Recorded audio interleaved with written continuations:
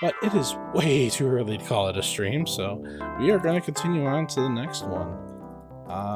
I am actually going to, if this all works out right, I want to showcase the differences here. So the game I'm going to be going on to is Space Quest, the original text parser version.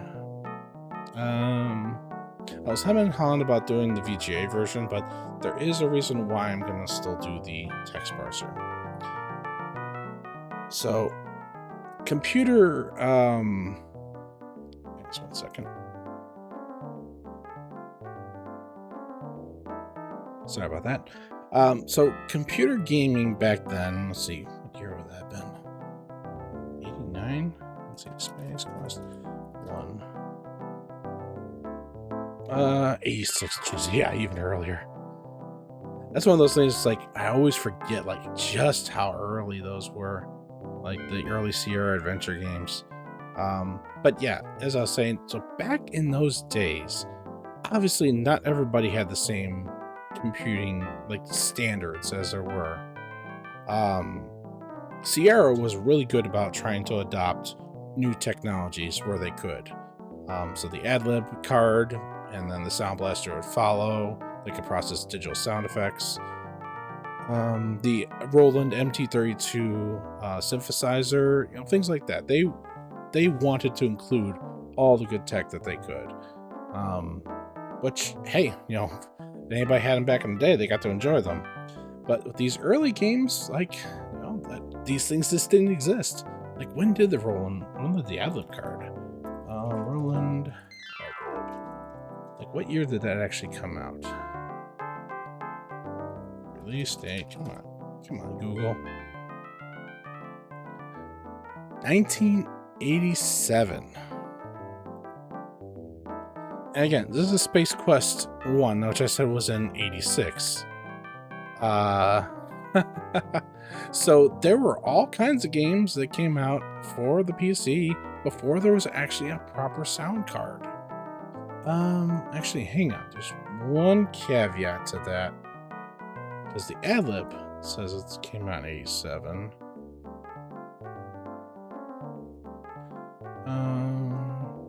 Defunct 92. Jeez. Yeah.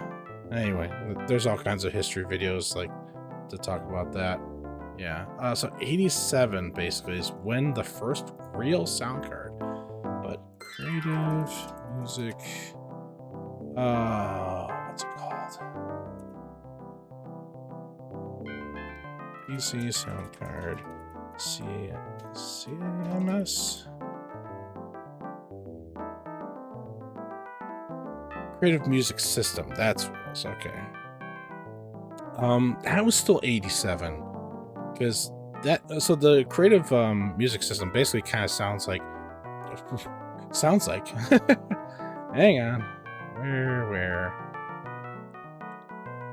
Creative. I know I've got some tunes here, because why say what it could sound like when I can tell you what it sounds, or not tell you, but actually play something and play it. Creative music, just a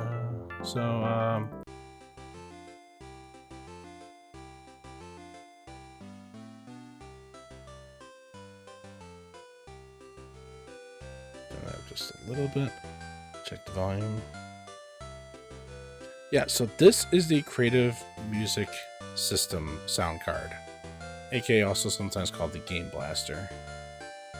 It has very much a lot of tones and that you might think of like a it's like a master system. So like the Creative Music System was basically like the master system of PC sound effects. And then the ad-lib was basically kind of like the Genesis, sort of. I mean, obviously, when you say 1987 and 1987 is release years for both, it's hard to think like Master System and Genesis in the same year, but like there wasn't a standard. Like PC blips were basically like all that you were guaranteed is to have a little beeper buzzer inside of the computer. And as neat and cool as that was, yeah, that's what it was. That's all there was for the time. Um, but yes, let's stop this here. Now, I would like to do a little comparing and contrasting. So, if all you had was just a basic IBM PC, PC speaker and all that, I might want to turn down the CPU cycles a little bit. Although it shouldn't matter for these games, but still. Turn it down a little bit here. All right. Is it Sierra or is it, yeah, Sierra. So, PC speaker beeper. All it could do was one note at a time.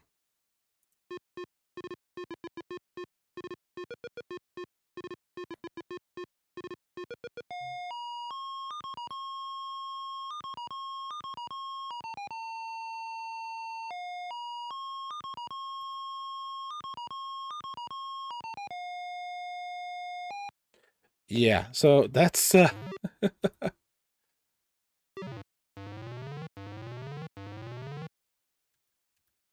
worry about the text, so we will get through that. So that was basically what you were guaranteed to have on a computer. All you had was a little beeper for little tones or error codes, to let you know something screwed up. That's all they had. Like, so a second, I'm trying to get the music back real quick. Off duty. Go back to upbeat update. So that's what it sounded like, and that's how I played these ones because, that's just what we had. And PC speakers. That was one nice thing about PC speaker.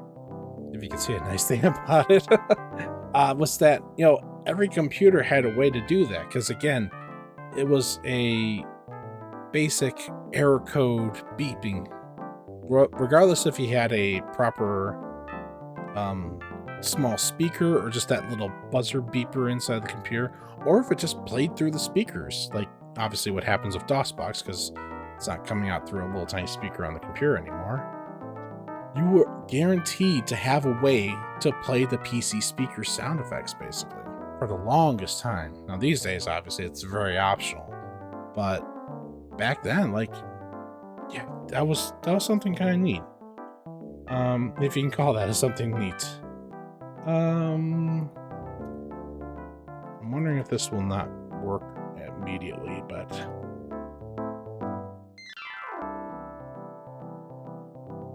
so there was another competing to the IBM compatible. I'm not an expert in this and anything like that, but there was also the Tandy system. Who made it? What was Tandy? Was it Tandy Computer? Who was the actual? It was Radio Shack. Okay, yeah. So Radio Shack had a competing line, and it had its own graphics card system and its own sound card. A 3-voice system, meaning 3 notes at the same time. Let's just one. If it's not showing up there, it's probably not going to get picked up. Just 1 second. And here's hoping that the sound gets picked up immediately, because that is part of the whole reason why I'm doing this.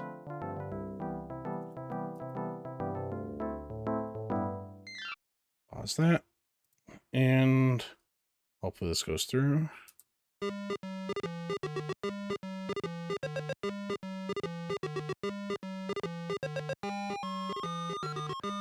Harmony notes. Still beepy, still very beepy, but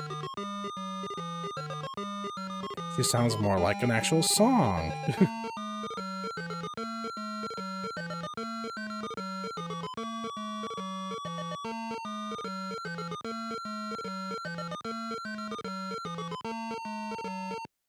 Oh, yeah, we'll worry about that later. About this kind of demonstration.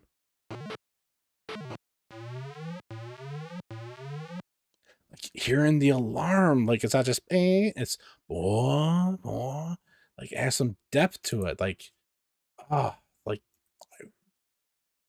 it was such a short-lived, like in the grand scheme of things, like the Tandy, because it was specifically the Radio Shack PC.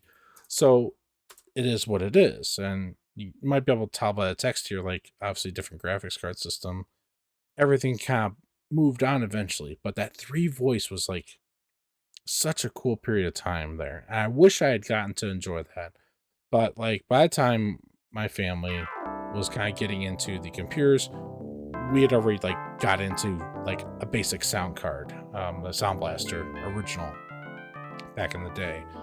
So that's where my jump on point was. So I basically bypassed that whole era a little bit before my time. Yeah, even before my time. But what I am actually going to load up next, because Sierra did not just release their adventure games on PC. They've released them on other computer systems. And where are you? Here you are.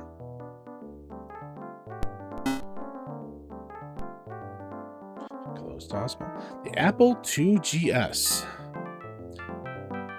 This is not a computer system I grew up with.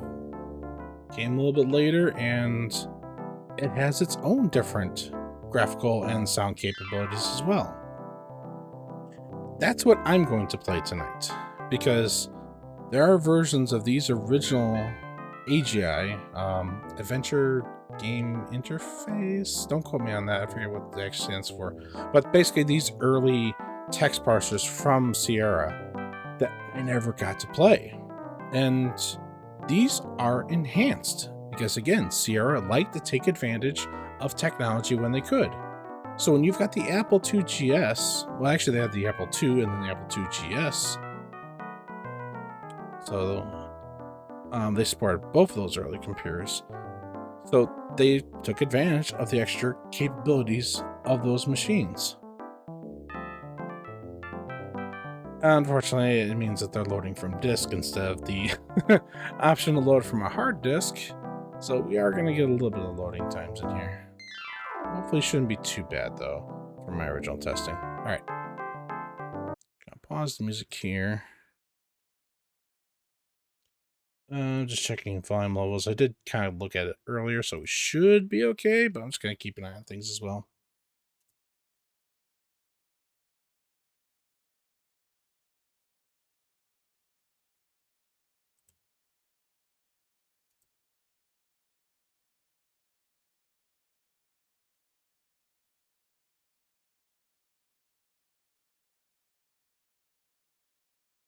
Hopefully we don't run into the joystick issues I had earlier, because I don't have one plugged in.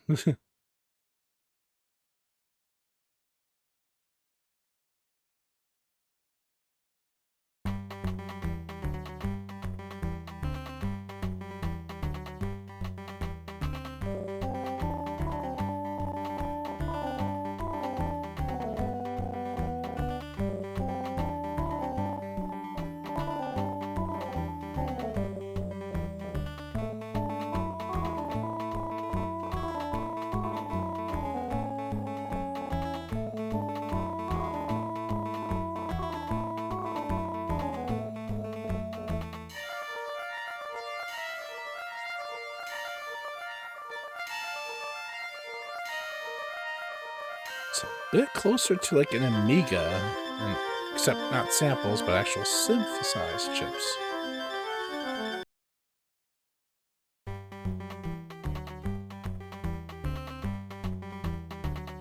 Light years from Earth's solar system, the people of the galaxy Eranon have been struggling to maintain the precious balance of life.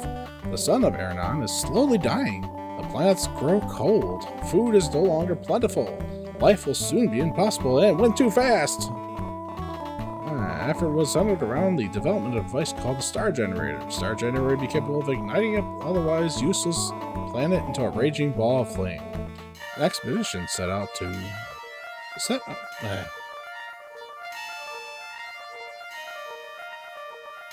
That's right, a janitor. You're not probably a good one. You'd be replaced. Basically, I didn't realize the story was going to go this fast. I should be able to be fine once we're in game. Alright, worst case scenario, if I have to, I'll pick a different version, but kind of wanted to try out this one. Oh, this one won't let me read? Alright. You serve as a member of the crew of the Arcadia as a janitor. That's right, a janitor. And not a very good one. You would probably have been sacked and replaced were the Arcadia not millions of kilometers from Xenon. As we join our story, you have just completed one of the famous on-shift naps in one of the janitorial storage closets. Yeah, but basically, life sucks still in space. They have the star generator to basically, hey, let's make new planets habitable. So yeah, that's great. But in the wrong hands, it can be dangerous. If anybody's thinking of one of the Star Trek movies plots, you probably aren't far off from that. Giving the level of parody and references that the Space Quest games like to make, I'm sure that's exactly where they went off to. Welcome aboard Arcadia. Please log on to the crew. Yeah, I'll just go canon. We are Roger.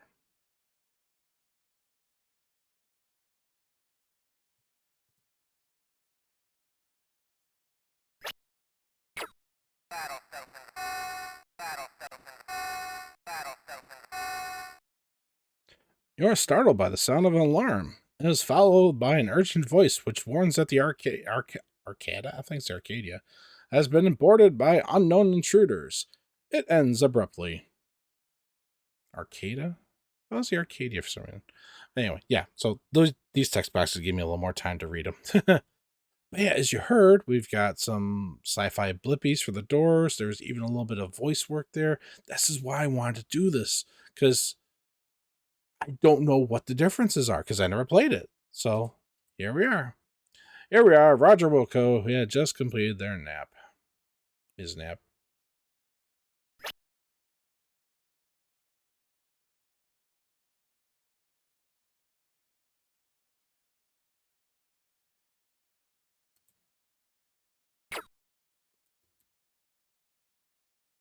Okay, game is paused, good, because I do want to put a little bit of music on.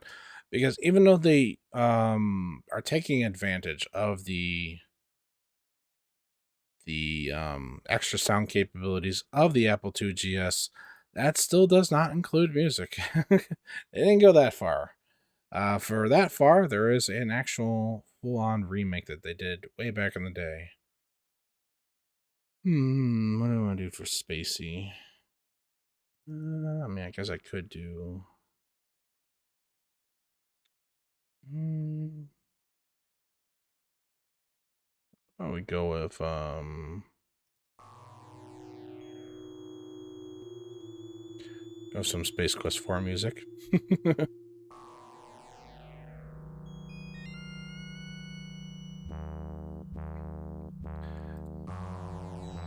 Alright, so, yeah. Shit's gone... Shit's going on.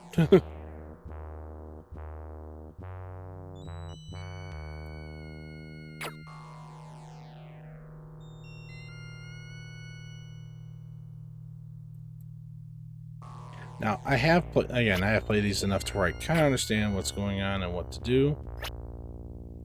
Am I still gonna die? Maybe. Probably. Because that is part of Sierra's way. Like, save early, save often. We'll see if we run into the joystick issue here or not. No. And the Apple IIgs does have kind of a point-and-click system here, too. Look at platform. There's an empty pedestal here. It looks like it used to hold some large object, maybe the star generator.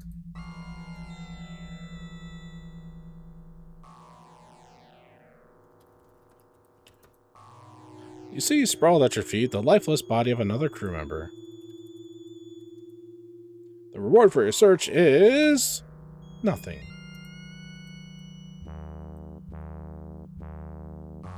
Yeah, I'm pretty sure these don't have anything, but...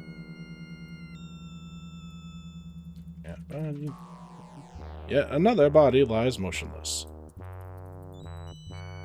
The reward for your search is... nothing.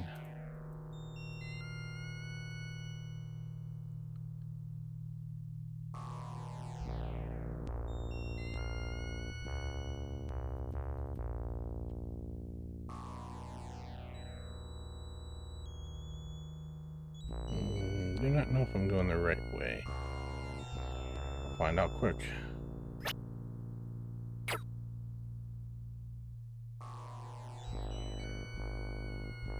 Because if I recall, if you don't go the right way, it's just insta-doom because you're going to run into the unknown invaders. That's where I need to go, up there. Oh, the right idea, wrong location.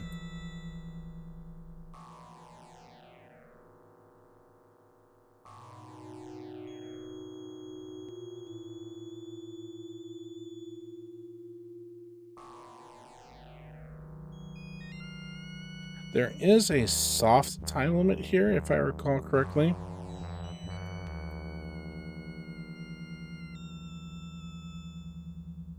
Oh, you can hear footsteps.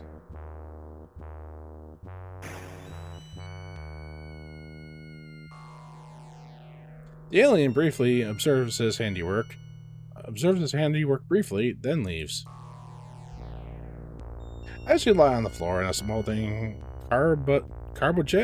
gelatinous heap, you can't help but wonder why you bothered getting up this morning. Thank you for playing Space Quest. Too bad you failed miserably and doomed all your people to a horrible death at the hands of the Sarians. If you continue playing as skillfully as this, we'll never have a chance for a sequel. Better luck next time.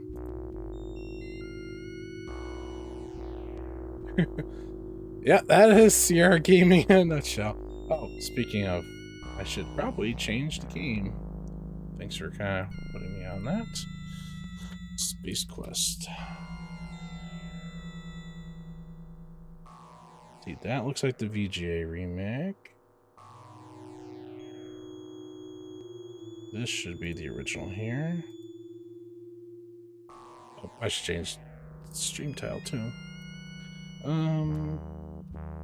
Vincent is saved.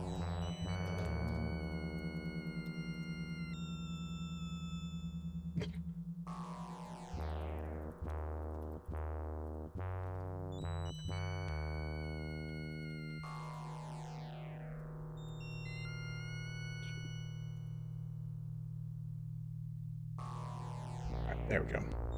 Thanks, Techie. I did say I was probably gonna die. Yeah, that's right, because go the wrong way, you're dead. Space Quest games are usually a little better, but you kind of realize, okay, you're kind of thrown in the middle of this, so yeah.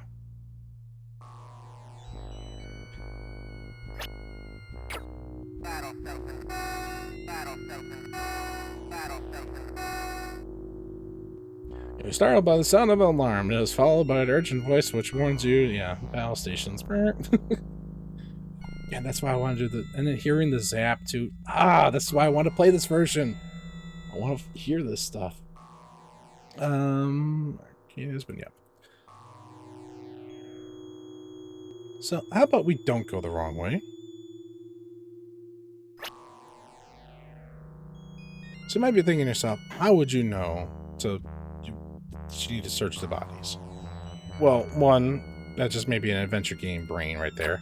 But two, if you try to progress, you will come across an obstacle in which you will need to say, damn, I need to search bodies now. I'm just trying to save a little bit of time. Especially since the Apple IIgs version here is loading from floppies. Which is not too bad at the current emulator speed right now. Yeah. How do you say that, Techie? Thinking there aren't airlocks to worry about in this game. There we go. See, now we're on the right side of this. Search body. You search the body of your crewmate and find a key card. But this is a Sierra game, so take key card. Just because you found it doesn't mean you have it. You take the key card. Yay. Luckily, this is a later version, so any kind of bug fixes should already be in place. Yep, 1 point. See, space. Forget how you look at your inventory. Just no.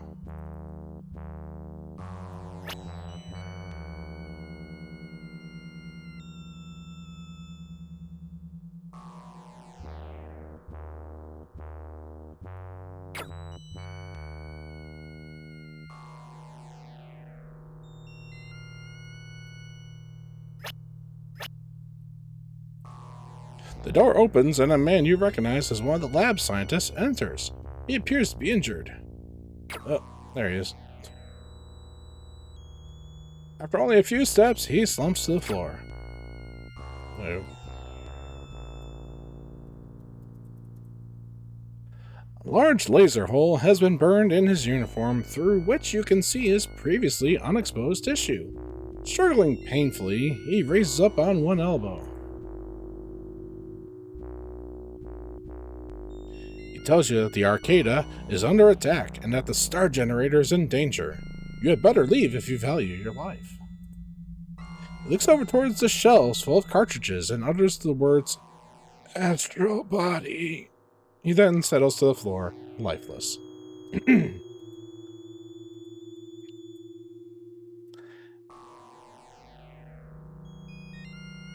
We are going to save.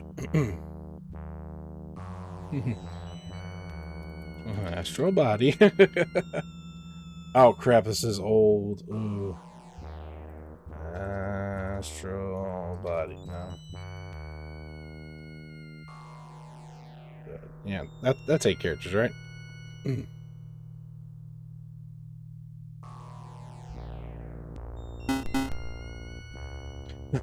Oh crap. Can I change that?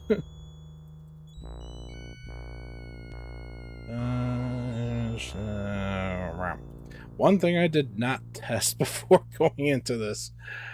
Criminy crammy. Disconfiguration. Can I put in another image?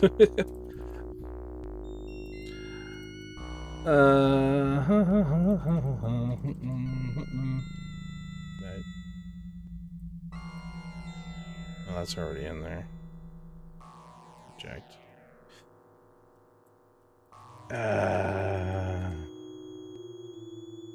Ramedy Christmas. Hang on. Simulator. Are there save states here? Maybe I can get around that by that.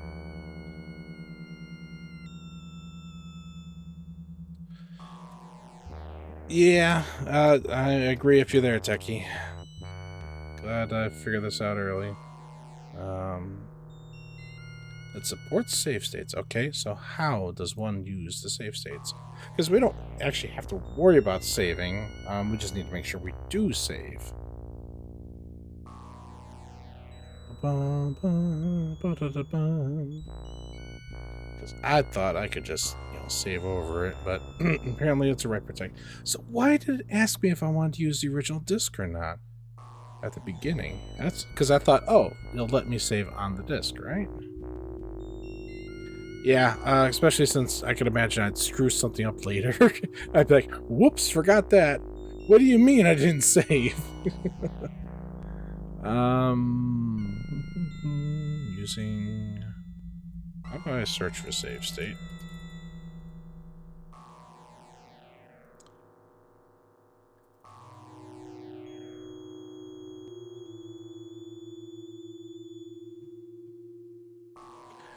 This is why I hate the AI overview.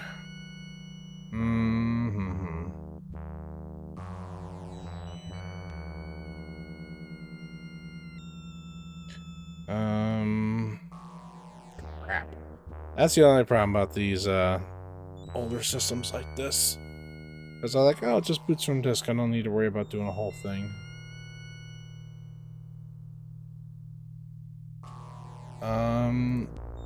Here's a question.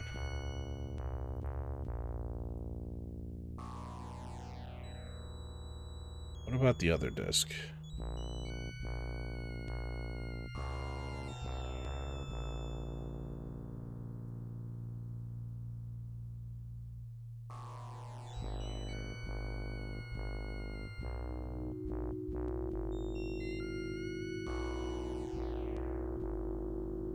Okay, that is swapping between the two. What about the other disc? That does have more room on it. Disc OS 1. Save. Nope, right protected. Dang it. Dude. Criminy crisis. Crap, I really wanted to play this version. Otherwise, I might as well just play the VGA remake.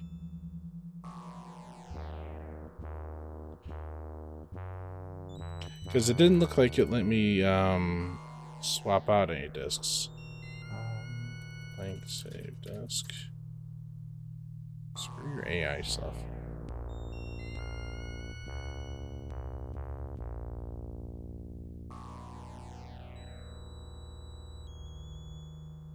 I apologize. I thought, from what it said there, I guess I should have tested that, but... I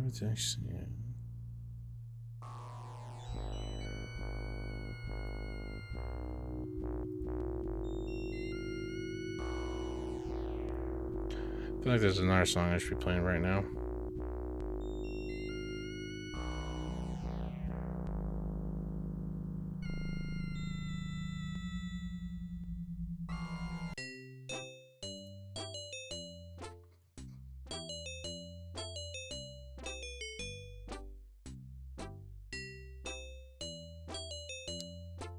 You know, copy protection music from the floppy disk version of Space Quest 4.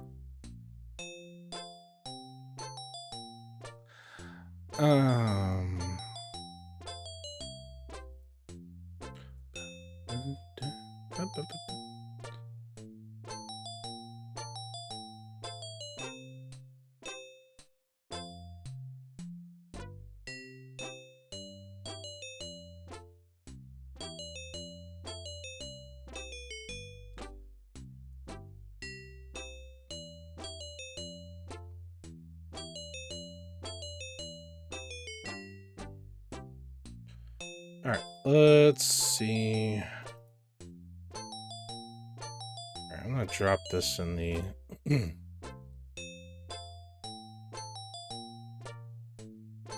let's see if this works. Alright, disk configuration. Second disk.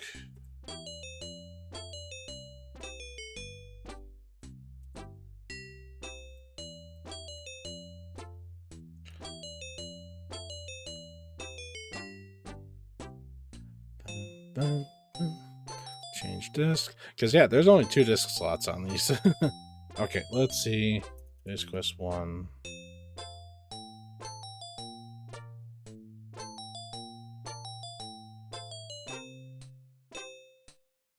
I think that worked. Let's go out, leave the room, and restore.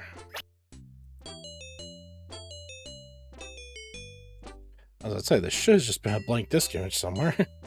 I was trying to avoid having to swap disks, as like, oh, we just keep both disks in both drives. There we go. Hey, it could be worse. We could play the original Apple II version, and that's like 8 or 9 disks.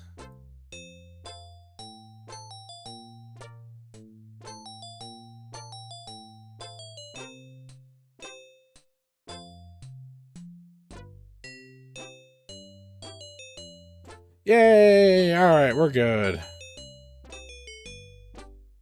I'm gonna have to keep that in mind for the other ones. Thank you, Internet.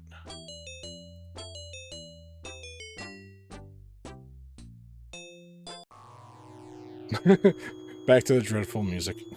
Okay, use computer. Astral body. Look at screen. There we go. Was it body or bodies? I think it was body. Title found. Retrieving. Alright, here we go. So as I was going to say, this is one of those instances, unfortunately, with some of the early Sierra games. Space Quest is better about it, but if you do not get this cassette right here, right now, you cannot win the game.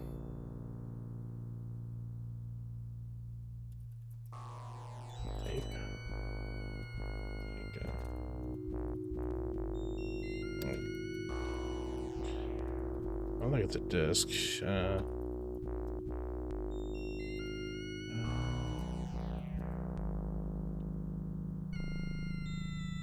Cartridge, okay.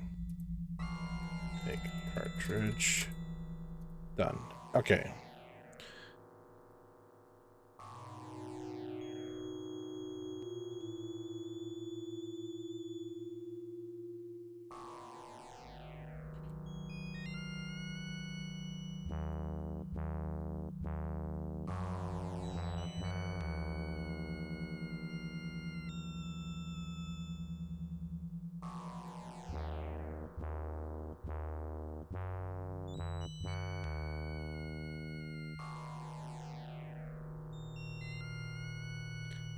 Okay. Why can't I save over?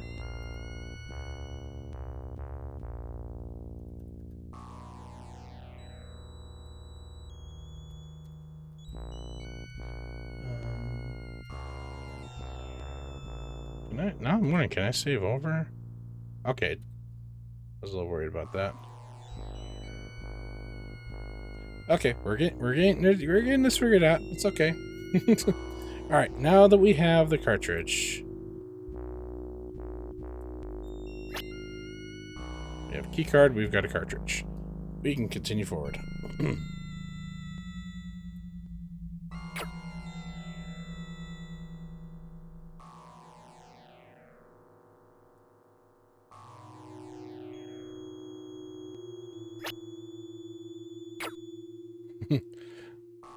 Not quite the point and click of old days, or old days.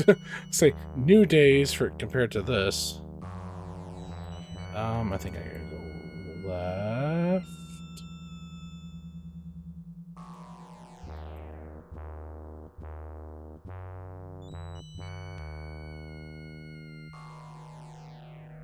Yep. No, that's up and down. Shit, where is it? This is where I'm gonna get shot again. Just trying to remember where the path is to the other elevator. So I think we did go right once. Oh shoot.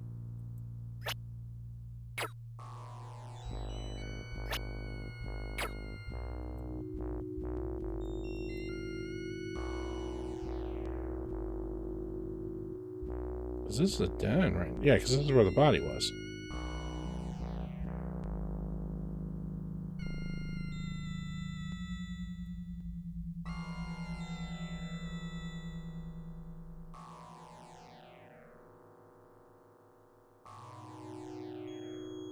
Maybe I do gotta go right here. Because I was trying to remember, I'm like, how do they direct you to go back right here? Because you had to go down the lower path to work your way around to the keycard body. So then I'm like, okay, what would cause you to come back here to find the scientist? Oh yeah, also, some older versions, I think even the VGA version's a little guilty.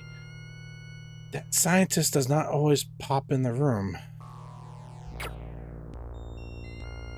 No, there's the down elevator. It's right there.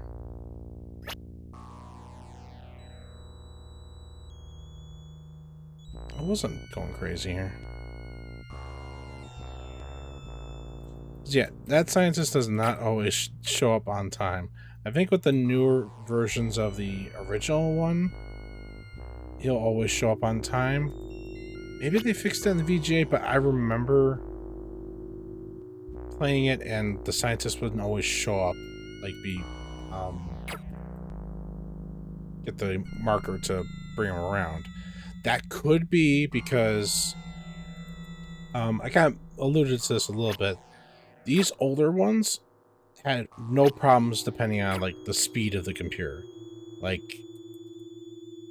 I can't tell you the logistics behind it and why one works the other and it doesn't. But these ones, you could play this on like, you know, Pentium or faster and they'll play at the same speed. But for some reason when they went to the VGA ones, footsteps, so we go to this one.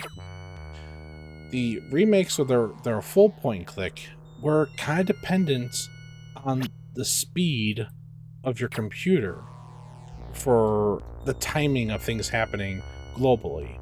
So, like, when that scientist shows up, when guards show up.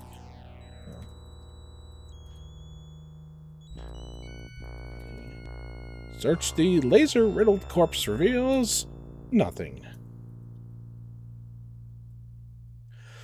So that could be part of why. So maybe it was coded for that scientist to show up properly in the full point-and-click versions, but it's just that, well, I was playing on machines at the time that did not actually throttle their speed, back when DOSBox was not such a big thing. On the console by the window are two buttons marked Open Bay Door and Close Bay Door. Open Bay Door. Push open. That opened big.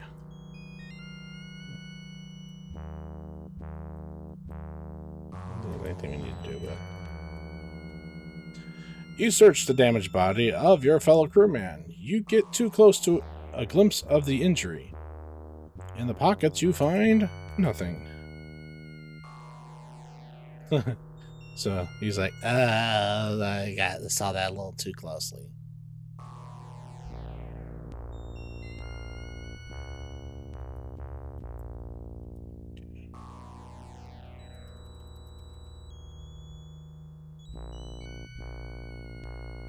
You slide the keycard into its slot. You hear an audible click. You take the keycard back.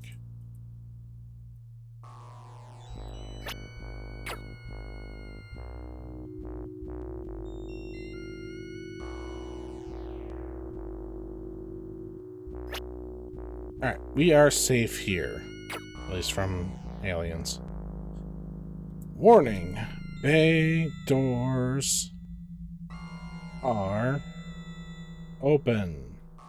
Good, you did that. Look at wall. The walls look pretty much the same as the others. There is a sign on the back wall. Beneath that is a right button and a left button. Push left button.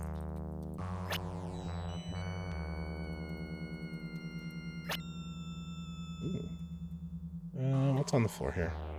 Look at the floor. There's nothing there that you can't see already. Ground?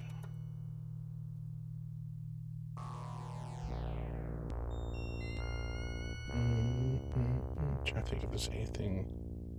Look at closet. It looks like an electrical gadget of some sort. Oh, a gadget. Look at gadget. Written on the electronic gadget are the words Dialect Translator. On one end is a dial and a light, currently dim. That seems like it could be useful later. Put on suit. You don't have it. Alright, then take the suit. Oh, we left our clothes behind. No, we ain't going down there. I just want to look over here. Because this looks like something over here. That is the thing, like, if I did not know to look at closet, I wouldn't have, like, oh, I don't know what this is. Look at console. The console is adorned with many status indicators. One button on the right is marked airlock.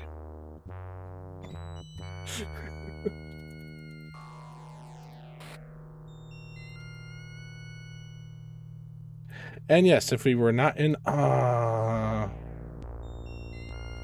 hang on. First, want to make sure Roger's not moving. We're gonna save. I'm curious. You might find me trying to do stuff just to hear how the differences are. Space Quest 1, replace, yes.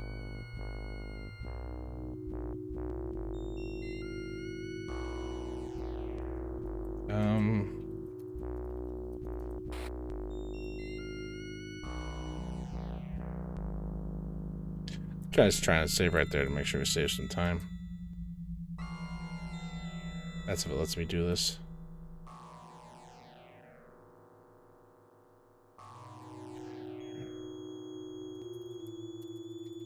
Take close.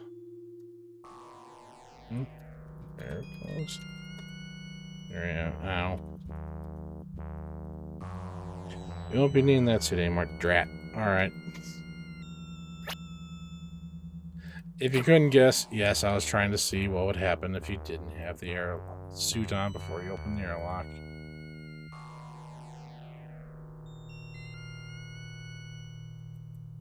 Right, push airlock. Because Space Quest is a humorous game. That is its aim in all cases. So, I mean, I think you can probably figure that out by looking at the descriptions of all the dead bodies, you know.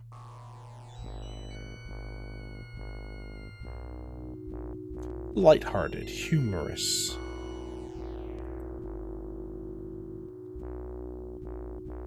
Okay. Oh, okay, let's go. There's nothing else here. Let's go to space.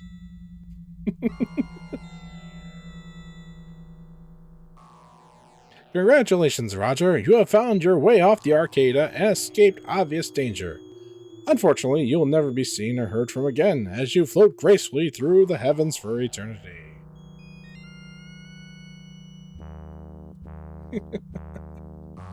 No sound effects, man.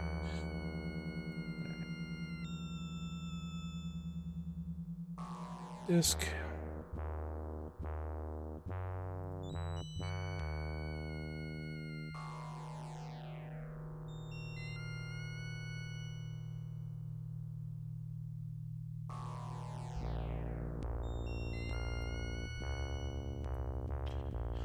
Okay, actually, while we're doing this, oh. I did not realize that part. Maybe I'll try not to screw around so much. Because in the PC versions, there is a speed selector. Actually. There's a speed selector. There we go. We got it. Not the same thing. Because it's actually running faster than it should right now. Looking at the console, you see a button marked platform. There are also some gauges which don't interest you. Alright, push platform. There's now an escape pod here. I figured in the interest of time, this is basically the equivalent of the fast setting. Get in pod. Loading. Close door. Done. Okay. But we can overclock the system to be faster. Okay. 2. I'm gonna be extra worried because I'm wondering if the extra speed is okay. Look at pod. You are sitting in the pilot seat of the escape pod, facing towards the window. There is a dark console before you and the seatbelt straps at your side. Confused as to what you should do, you wish you would have paid more attention during crew orientation. Wear seatbelt. Done.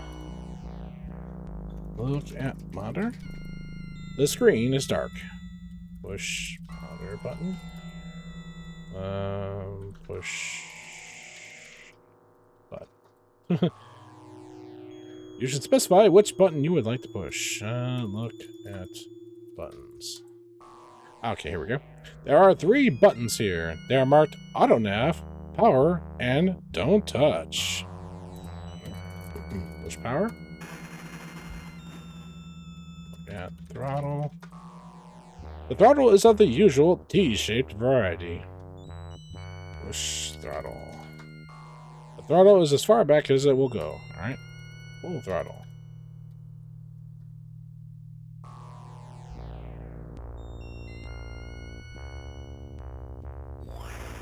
The escape pod moves slowly out of the vehicle bay and into space. Congratulations, you have narrowly escaped an explosive death. Don't start patting yourself on the back just yet, though. You are now traveling aimlessly through the cosmos.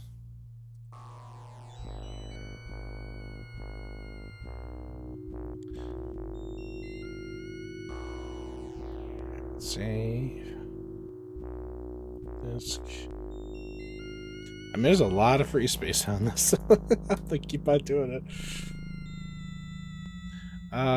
Push, don't touch. It said don't touch. I warned you.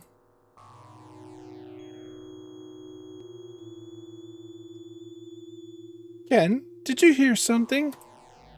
It was probably just the Gators entertaining another Space Quest player. Go back to sleep, Berta.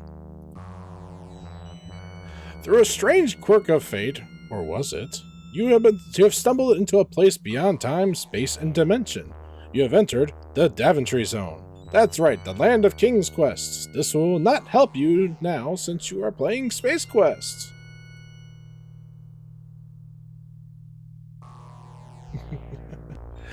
Yes, the don't touch takes you to King's Quest.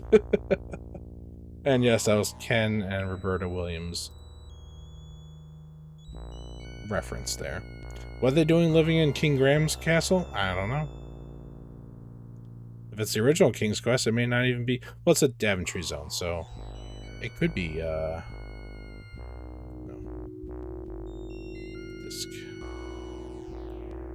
So, it could be King Graham's castle, or it might be the other king's, if he hasn't begun his quest yet. The King's Quest, one might say. I had to do it. Push auto nav.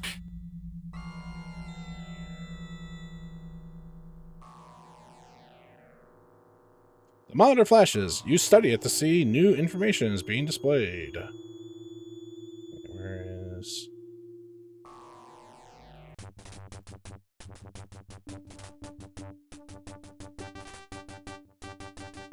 Planet Corona.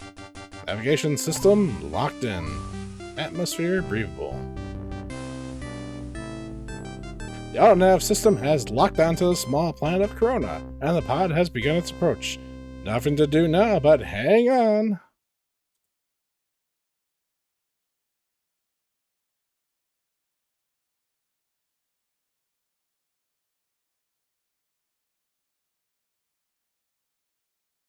After a skull-jarring landing, you peer through the shattered viewing port out onto the desert landscape. A feeling of utter desolation settles in. You're in a fine mess now, Roger.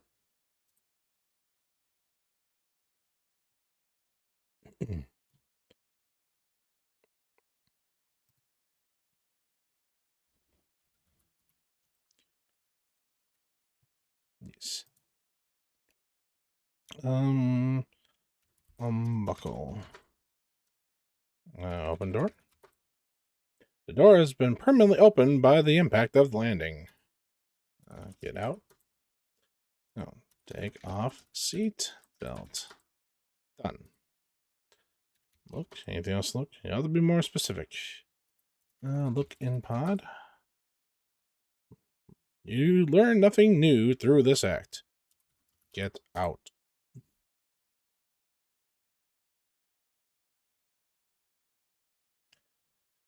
Look at ground. It's quite sandy down there. That pod. The pod seems to be semi-destroyed. Look in pod. That'd be just done from the...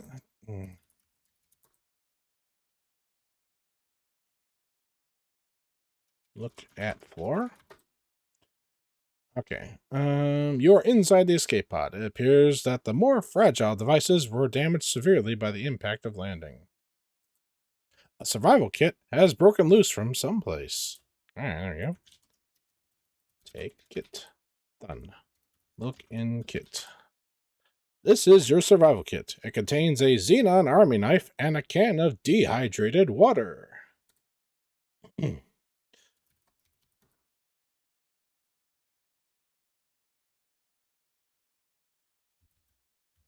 Alright. Look at pod. The pod seems to be semi-destroyed. A glimmering catches your eye. On closer inspection, you see that a piece of highly reflective glass has broken out of the pod window. Yes. Glass now in possession. This is a piece of highly reflective view shield glass from the escape pod. Due to its special design, there are no sharp edges. Wow, even when broken. Spice! Yes, dehydrated water. Look at water.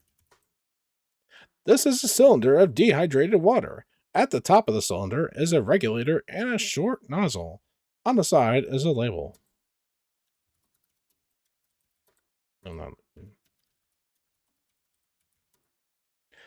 The can label says, Palvatron's Dehydrated Water H2. All you add is air. Makes 10 gallons. See, you just need air. It's dehydrated. Directions. To use, simply drink from the nozzle. Metered amounts will be dispensed. Caution. Do not attempt to open or rupture. Misuse could result in personal injury and or flash flooding.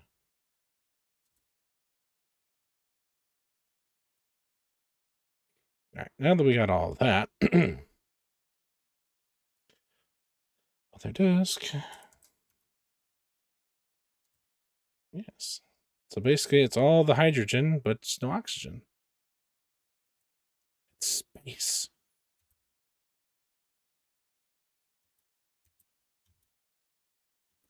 Okay, I am going to put the speed down a little bit here because I'm worried about because we are in a desert.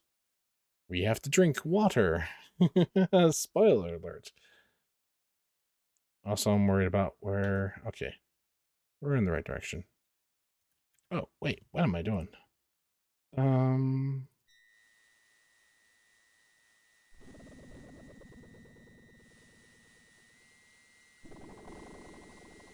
Have something in the background.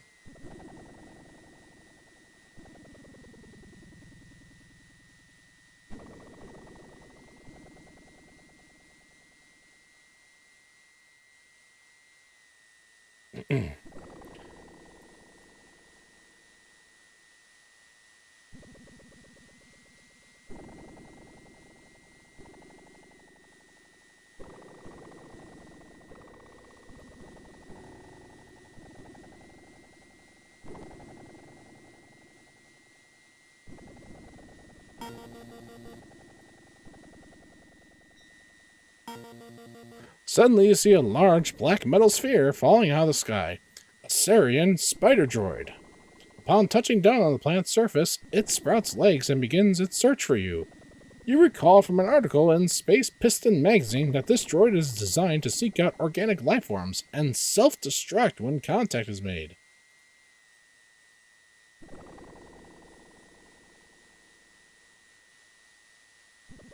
Uh-oh.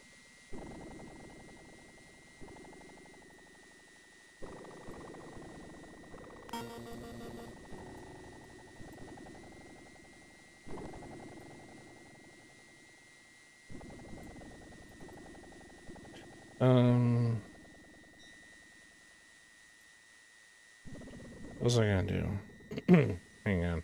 Brain.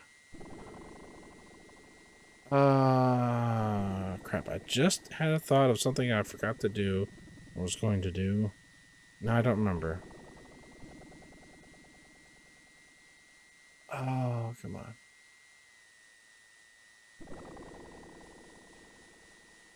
Oh, I remember. Inventory.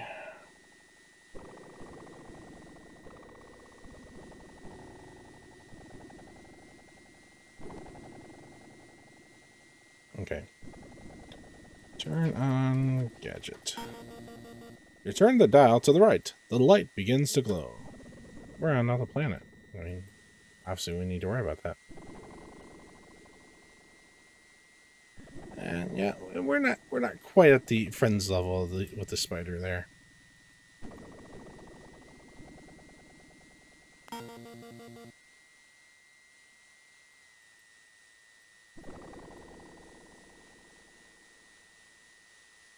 mean, it just got here. We're new in town as well.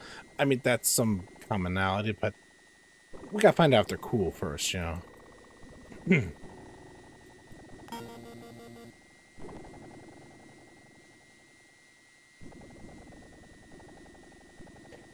I'm sure there's nothing to worry about that bridge cracking like that.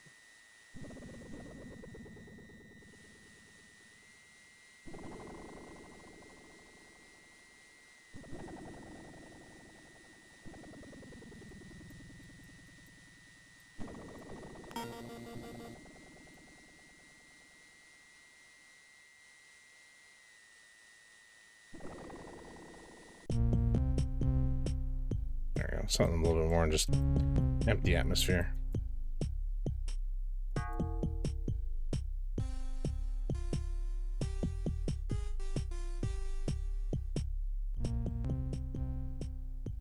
How's the volume? That is a little low.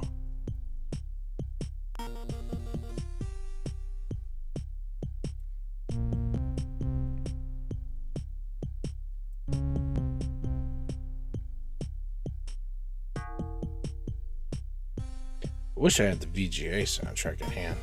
I'll just play that right now. But I didn't find a rip of that, so Space Quest 4 music.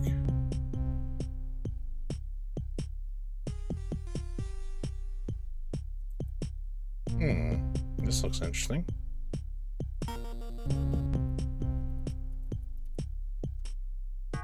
You see a pair of oddly curved rock formations. They point at each other as if to form an arch.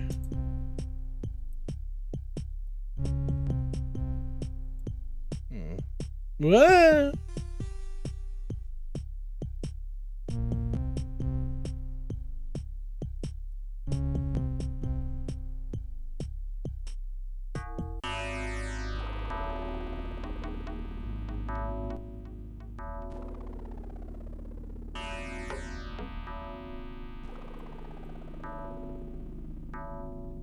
Wait, right.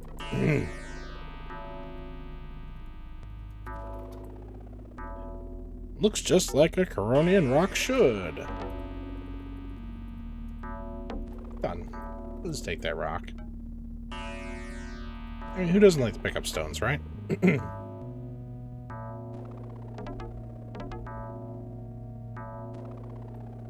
wasn't. Oop.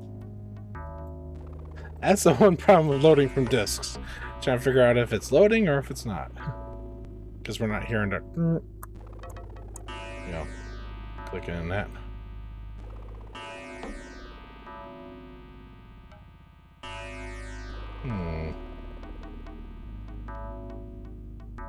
I'm sure this is perfectly safe, but... Hey, let's just save for no reason, right? Save early, save often, in many different slots. That is the Sierra way.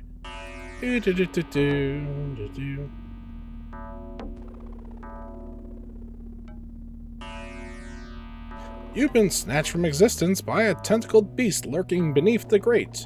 You feel the painful sting of digestive fluids. We got eaten.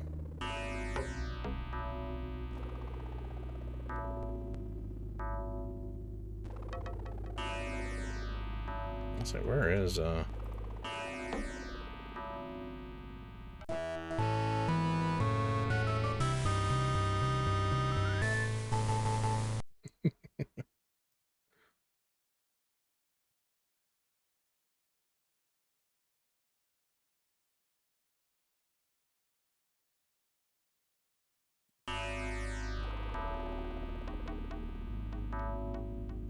Okay, let's try to do this a little different here.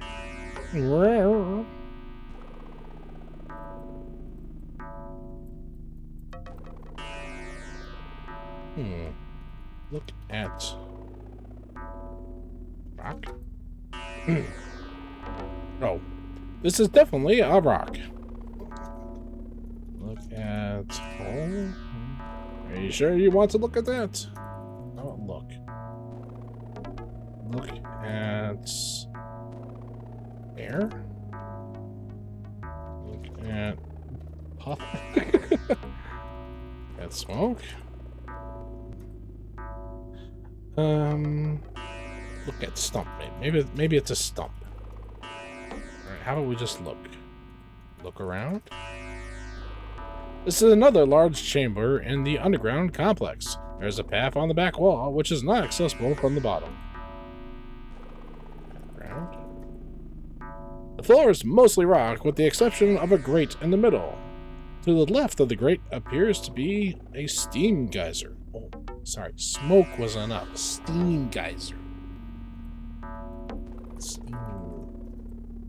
There is a geyser cone here. It is rhythmically spewing hot steam.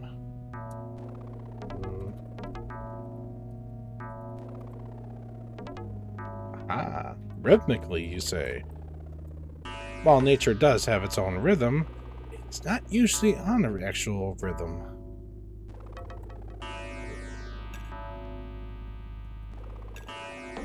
Ooh.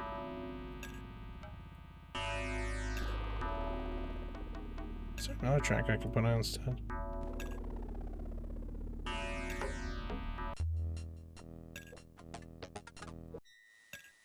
International.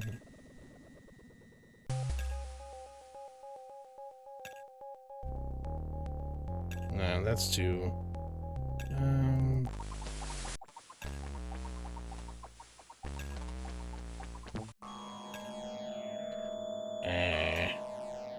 Bear with me. I just want to put on some other music here too. That'd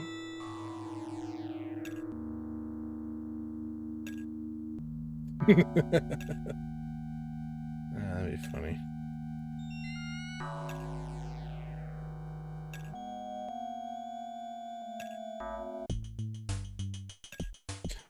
Screw it, Joe the Jungle music. We don't got enough variety for Space Quest 4 here yet. Look at pool. You gaze intently at the purplish pool of liquid, the first real sign of moisture on the planet. The pool seems to have no bottom. The gentle dripping has a soothing effect on your frazzled nerves.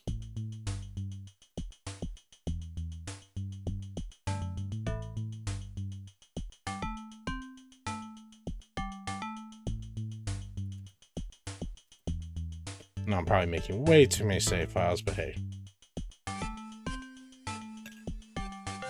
Drink from pool? Say what?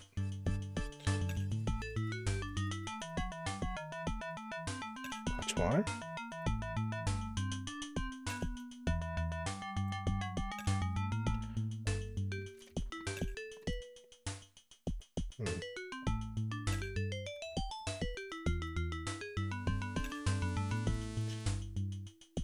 Yeah, I'll say that's going to be a, the other one. You place your lips to the nozzle and draw. A fluid, not a very reasonable facsimile of water, is released slowly. While tasting slightly terrible, it quenches your thirst, at least for the time being. Yeah, I feel like that's what I'm going to do. Man. Sorry, everyone, there's nothing to do there.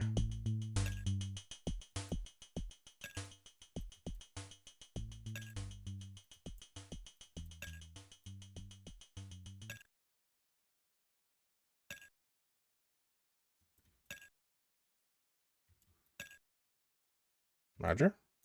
Okay, you're still there.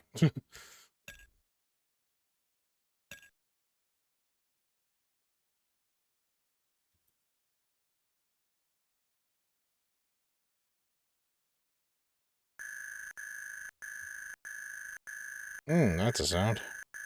That's why isn't that playing? We're gonna get back here in time. Ooh. Okay. Use glass. And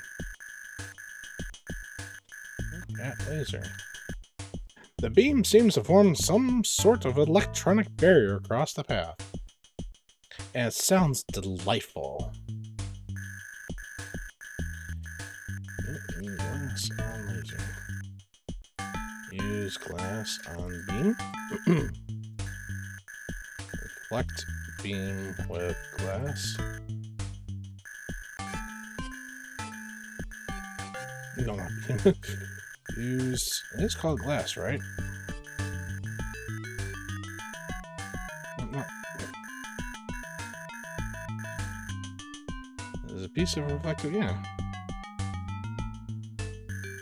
Hold glass in beam. There we go. Sometimes it's about finding the right word. You have quite cleverly turned the beam upon itself, frying it into inoperability. Anyway, stop the whole sound effects. Ugh.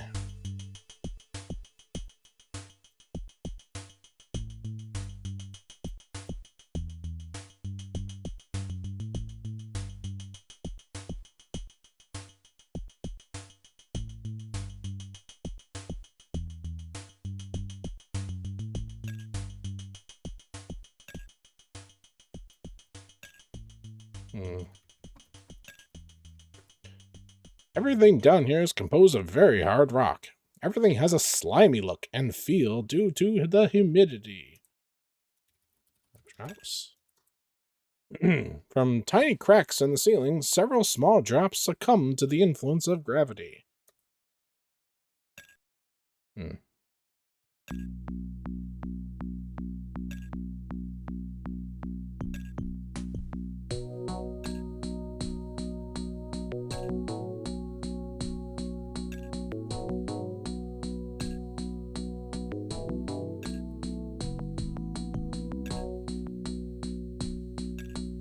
Now that we've done that.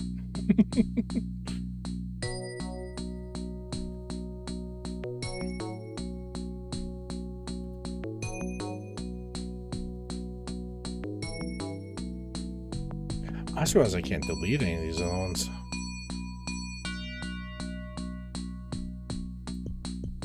I'm sure these are perfectly fine, right? You're unpleasantly surprised by a drop of searing acid, which bores its way to your feet. Oh, something for a little bit better than that. I swear the VJ version has spoiled me.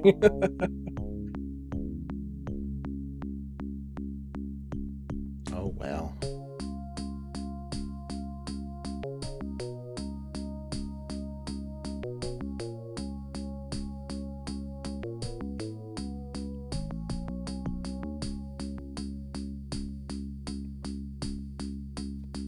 Go.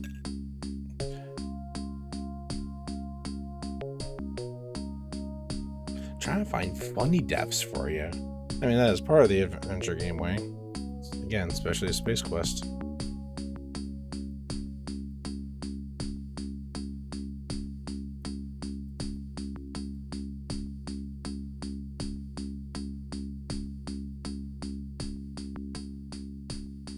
As soon as you enter the room, you find yourself surrounded by darkness.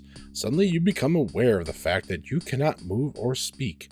A strange, unknown force has taken over.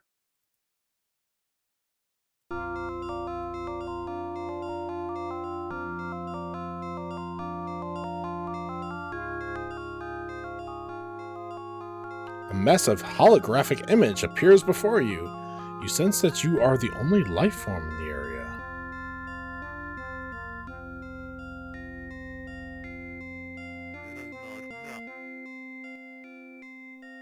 So, you have found your way to my hollow chamber.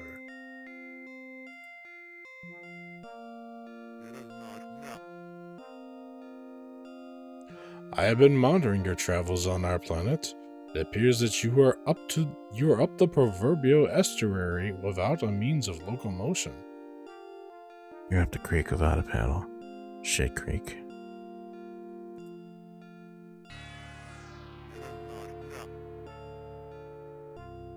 You are obviously in need of transportation.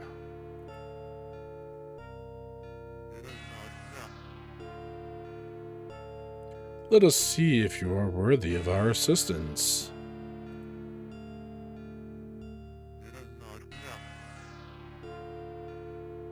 On the surface lives a beast called Orat. He proves to be a bit of an annoyance on occasion. Dispose of him and bring back evidence of your conquest. Only then will I deal with your plight. Good luck, strange one.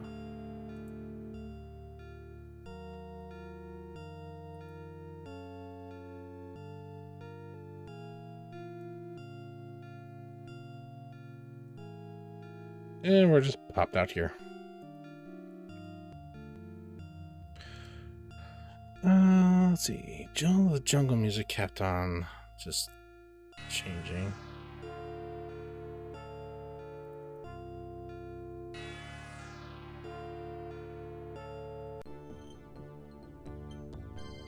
Screw it, heretic music. Alright, so we gotta go find the Aurak and conquest it. What's an Aurak?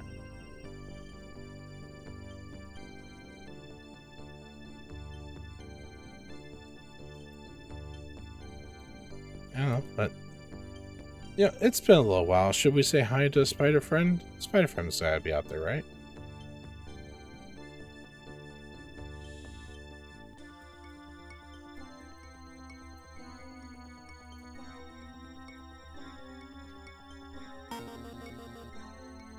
Plop.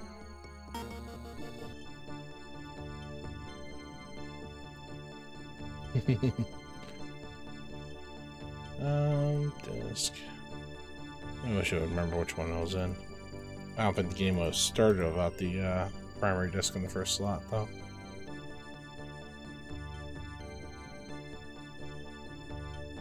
Crackle.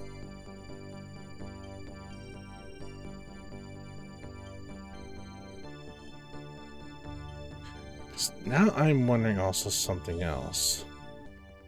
Because again, the VGA version has... Because that's the one I played first, of course. So I'm wondering if what I'm thinking of will also be incorrect.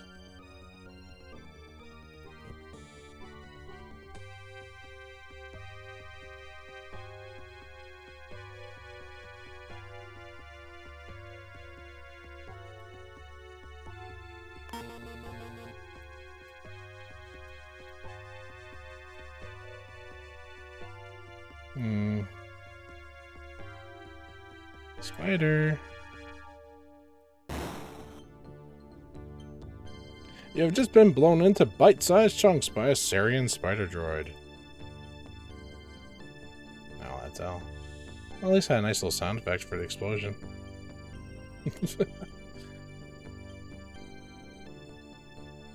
We hugged the spider and the spider exploded.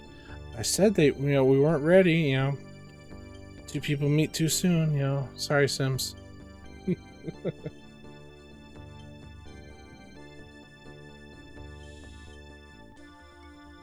After this loads in, I'm going to put up the speed up a little bit, though.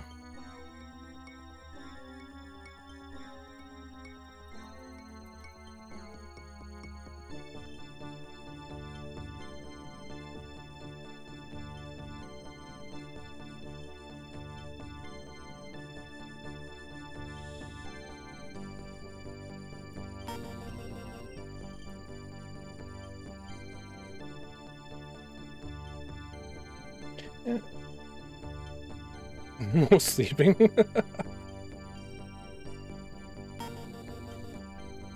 Alright, one more time. We're gonna hug the spider droid one more time for you, Sims. Spider! You've just been blown into bite-sized chunks by a Syrian spider droid.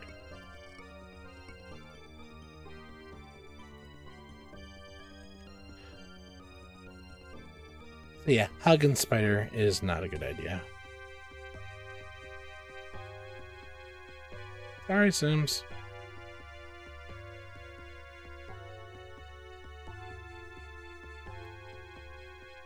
This is why I'm using the speed up. I mean, to be fair, if I was playing this on the MS-DOS version, I would be using the fast speed. It's about equivalent, this overclock speed here.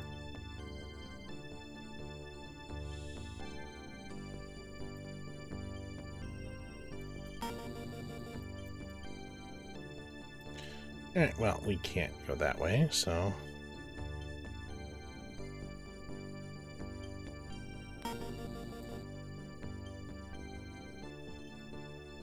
I might actually have to use the mouse for diagonals here.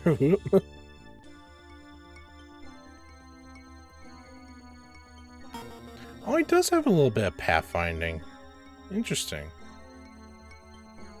Because he moved around that bush there.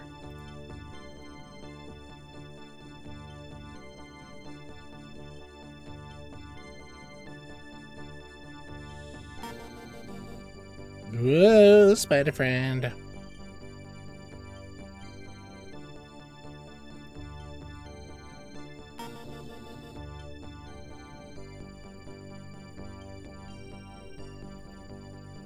Yeah, let's see if I can do this real quick.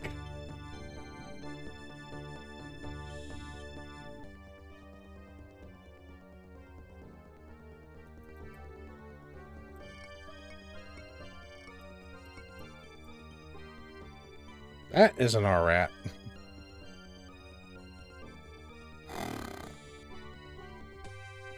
R-rat battle! Oh, even the R-rat couldn't. The cave interior now features a lovely new jagged metal / liberate entrails motif. The stench? Whew! Not even an all-text adventure would attempt that description.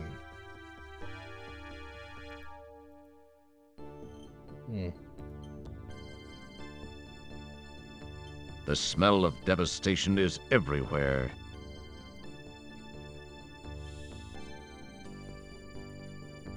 So that's one way of doing that. Take care of both at the same time. Let them fight. Classic Godzilla tactic. Let them fight. On the ground rests a gleaming chunk of Orat's anatomy. Take Orat. Take piece. You reach down and take the Orat part in your hand. Some of it oozes to fill the space between your fingers. So I'll say that's one of two ways to deal with it. One way, you can not heed the warning of the dehydrated water and feed that to the Orat.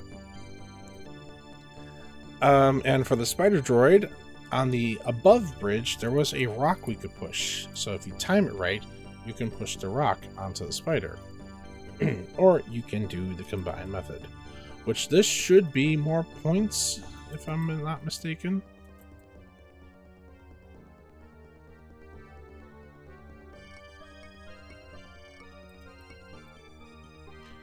Alright, and now we have taken care of 2 problems with 1 explosive spider friend.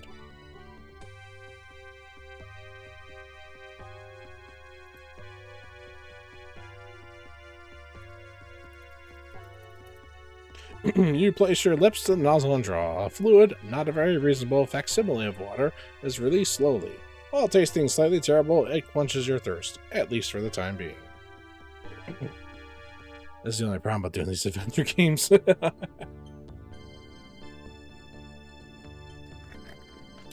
Neil's almost off here. There we go.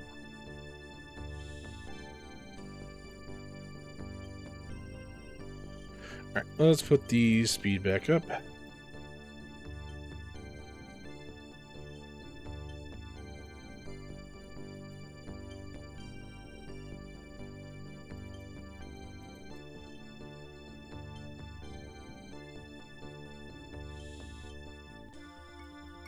Yep, there's the rock I was talking about. Right there. And yes, if you go across this too many times, you will fall. It is literally breaking apart. I kind of want to show that off. So I will. I'm going to save real quick. And we'll take a... Oh, we'll see if it'll let me pass. Actually, I didn't even think about that. Well, I'll find out. This actually looks pretty broken. Oh, we see the shadows of it cracking apart there. Oh.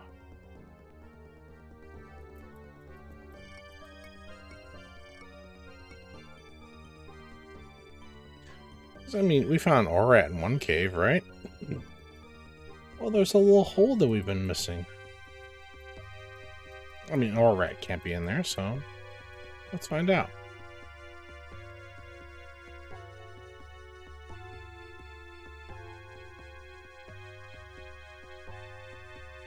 So glad I got the speed increase.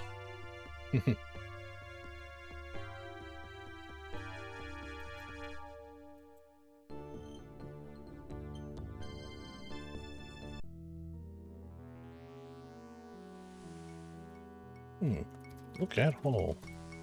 From this distance, it looks like an ordinary hole in the side of the cliff. For a better look, you will have to get closer.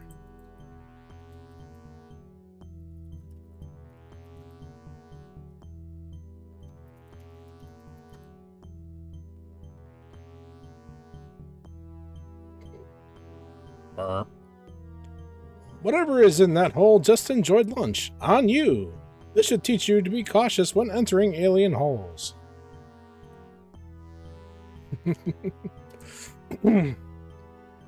I'm a little disappointed there wasn't a big crunched burp there. I'm not gonna lie, I was a little disappointed. If there was ever a time for them to have a sound effect ready, that would have been it. Ah well.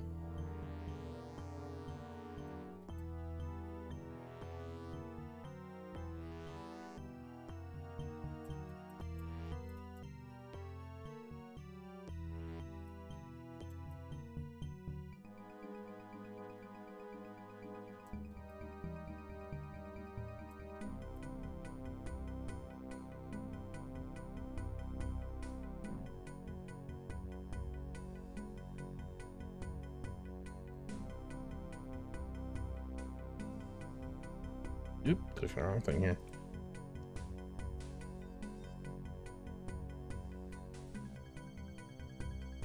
Back down we go. Boop. Actually, I don't know if we could have gone back to the where we came out of. Didn't even think about that. And we disarmed most of the traps already. We just have to worry about, you know, hungry tentacle thing. There we go.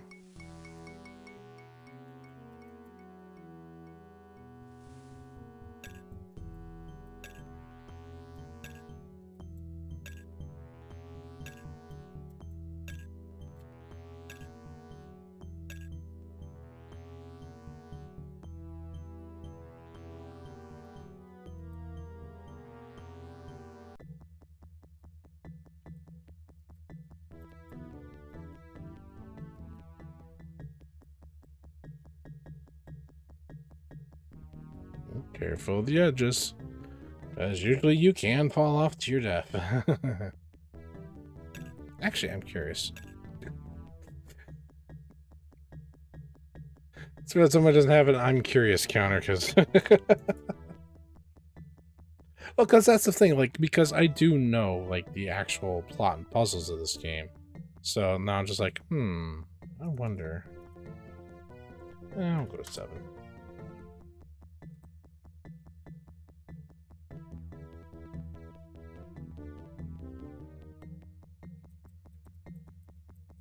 Because this is not as far. Lucky for you, it was a short drop, and you landed on an area of your body not sensitive to shock. You'd better be more careful in the future, Roger.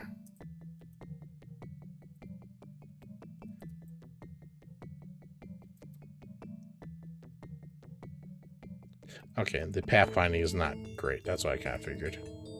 I was still surprised it went around that plant. Pathfinding. Yep, it's one of the spots you can fall about. You have traveled a long way only to die by carelessly stepping to your death. What a clod.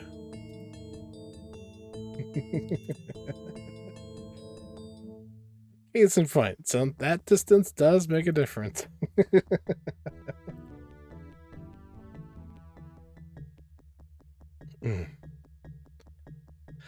Alright. Curiosity has been satiated at this point.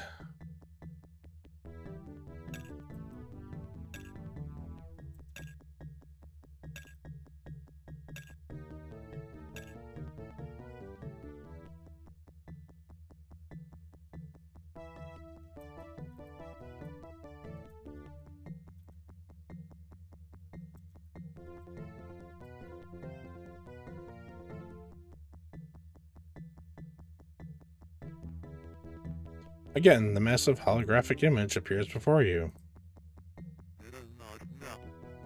So, you have returned. Fortunately, there is much more to you than meets the eye. Drop before me your proof of Orat's defeat for my inspection. You drop the Orat part to the ground. The vision is silent. You are startled by a rumbling, and suddenly an oddly shaped door comes into view. It opens slowly. You hear a voice, different this time, beckoning you to step forward.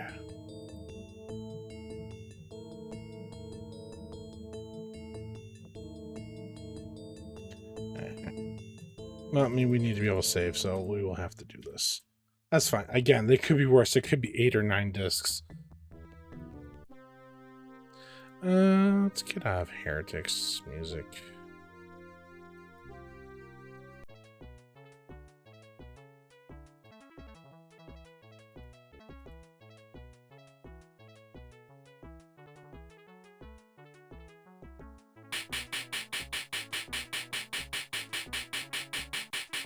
That's pleasant.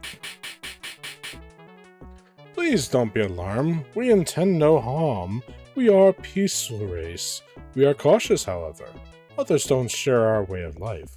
Welcome to Corona. You are standing in the power generation facility of our underground settlement. All power here is prompted by steam. That is unimportant to you, however. We have promised you transportation. It is a skimmer. It hovers approximately half a meter above the traveling surface. This is very important because of Grell. Grell is a sandworm that we did not meet. Grell and his like dwell in caves below the sand.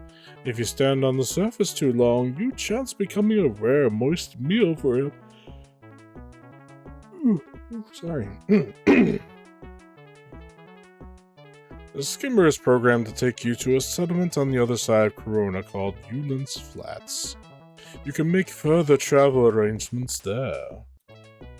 I'm sorry this is all we can offer. I hope your trip is a safe one. Board the skimmer when you are ready to depart. Good luck, strange one. Alright, we're going to slow down the speed a little bit. Oh, it's still... Oh, no. We're gonna put the speed up.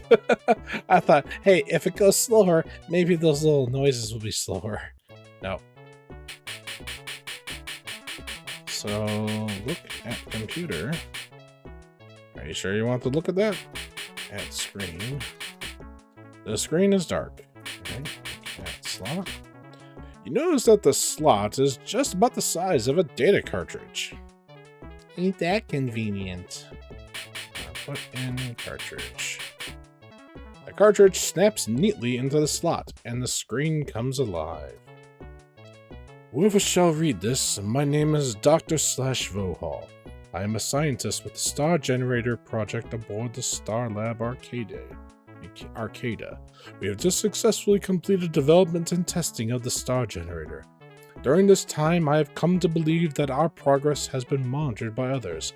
I fear that the Sarians may have learned of our mission. Okay, this music is a little bit too much for this. Go back to the,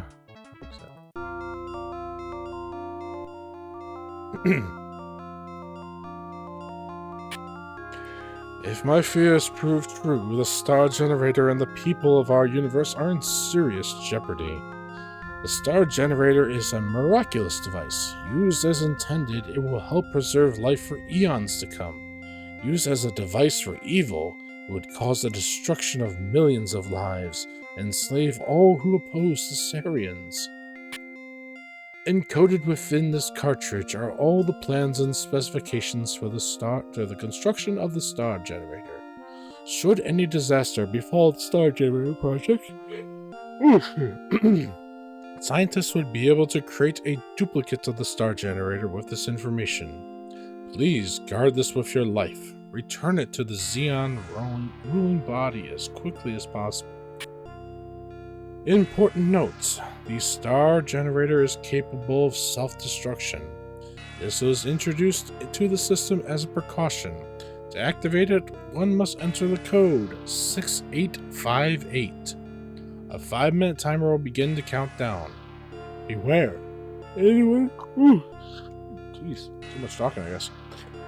Beware, anyone within 5 kilometers of the star generator will be in danger once the timer has been initiated. Please be careful, and good luck. That number is randomized. The cartridge name is randomized. The code is randomized. If you do not have these, if you do not take these and read this and use the computer here, you cannot beat the game. Yeah, Sierra is a design language at the time. 6858.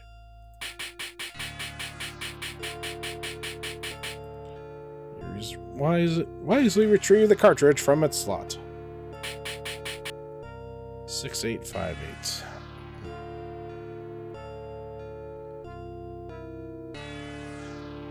Uh, 6858.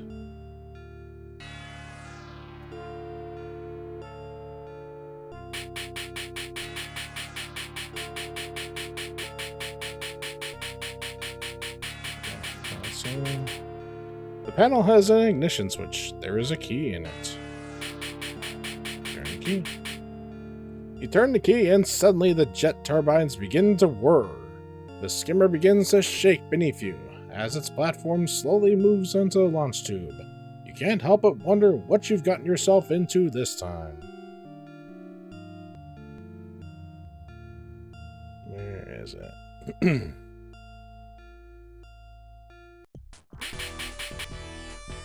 Oh, that's not what I want. As you nervously hang on, the skimmer rises slowly to the surface of the planet via a secret passage. And, yeah. Upon reaching the surface, you throttle up and zoom off into the sunset.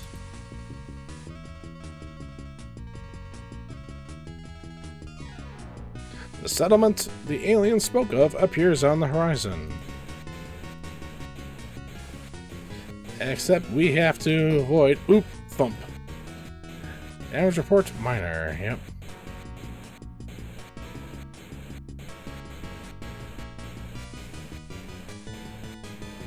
That's why I slowed it back down.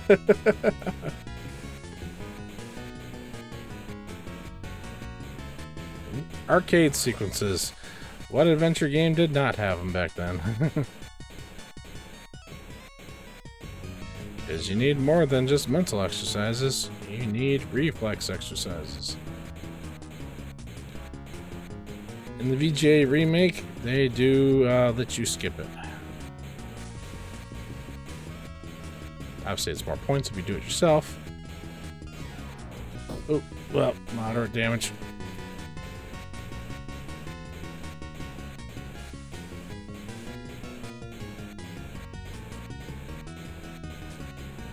No, no. Oh, damage report serious.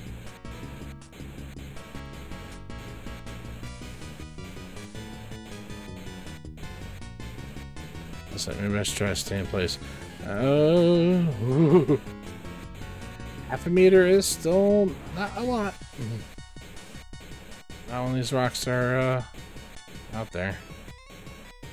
Worse than the VGA when they have rocks that are insta-kill. Bigger rocks.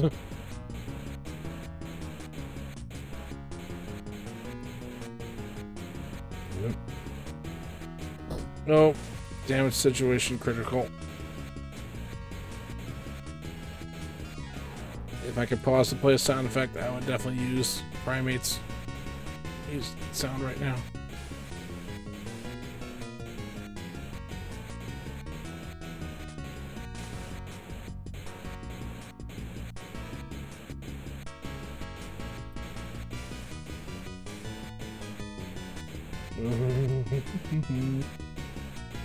Yeah, because one more hit, I am going to be dead.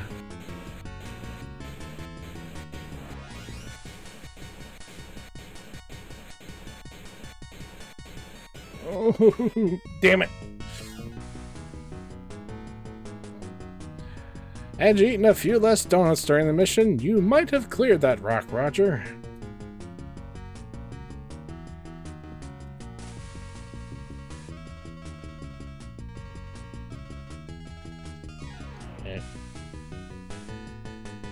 I think my ship is about to break up!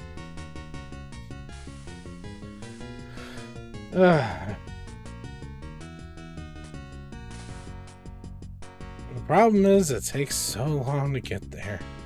I don't know if it'd be any better if I actually sped it up or not.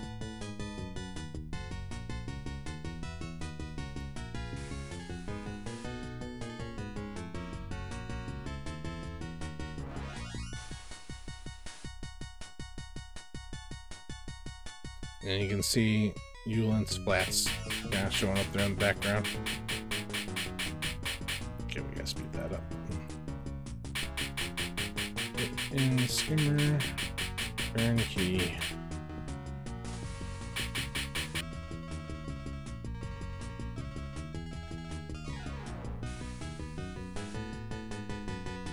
Okay, we can save here, so we at least get past the noises.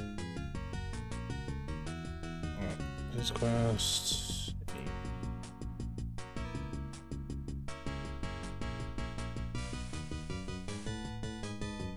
Alright, let's try it faster. Oh boy, no!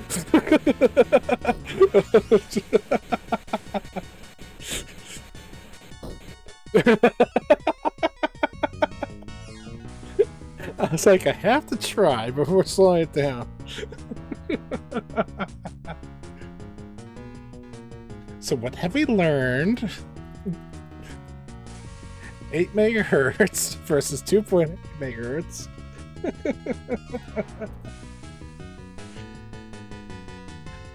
Okay, that's kind of funny.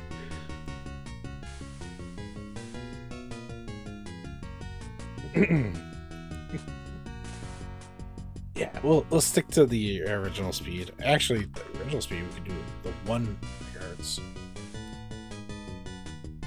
Although I don't know if that's the original speed or not, quite frankly.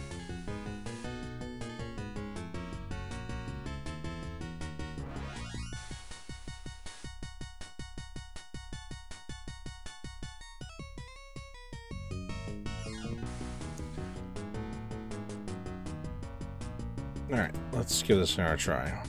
Instead of moving around a lot at the beginning, try to be cautious.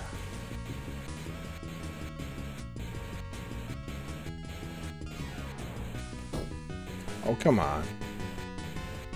I call shenanigans on that one.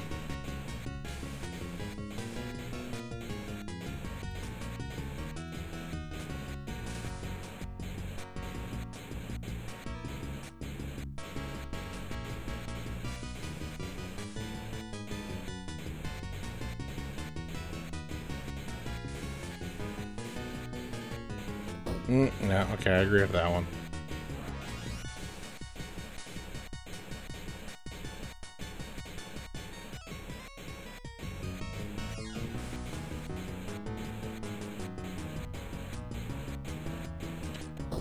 Oh. Nope, nope. That was my fault reaction.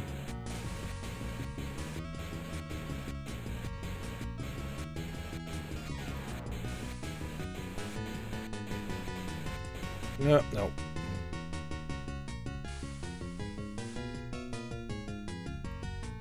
Load.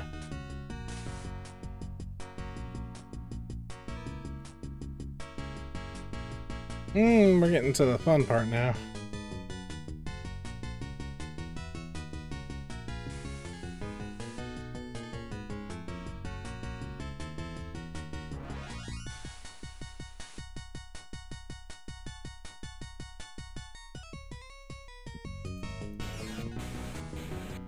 Now you can type it. Oh, come. Right. Pretty sure these are randomized.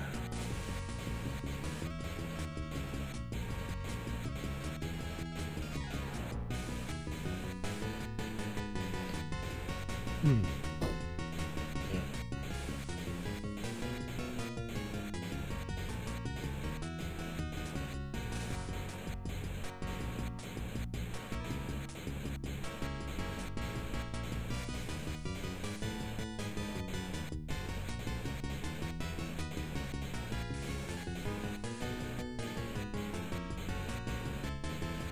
No.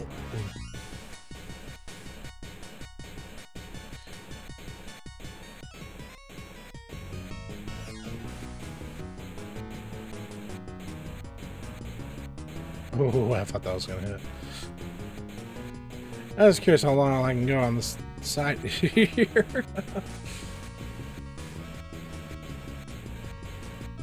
That was gonna hit. Yeah.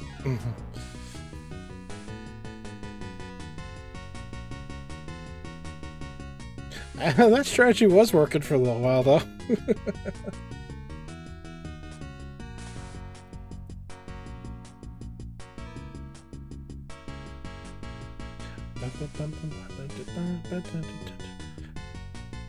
Let's try it again.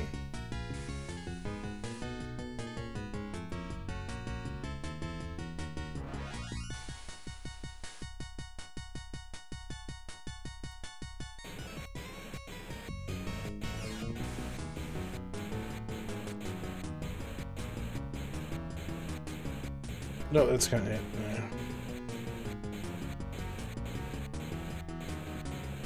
That's gonna hit. There's no way to get around that, too. I could just hover not against the screen.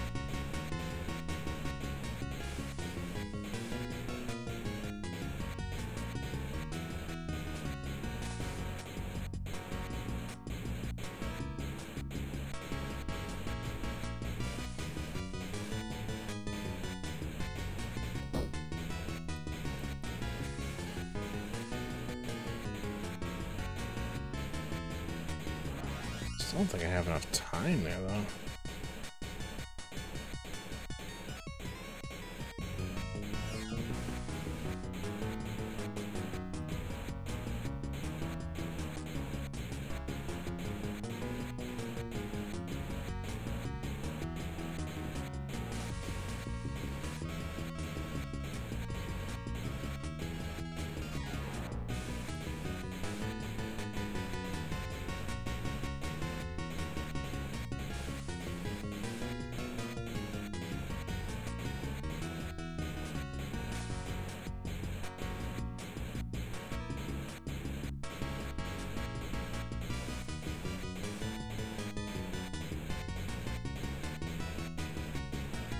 This might be the strategy here. I don't know if I'll make it this run, but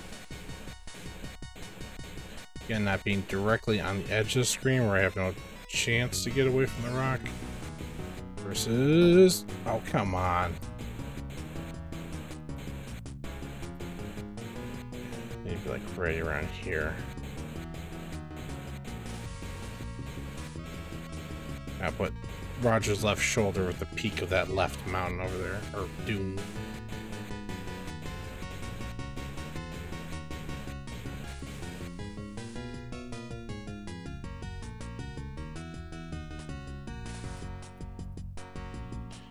Alright, again, that seems to be kind of a strategy, though.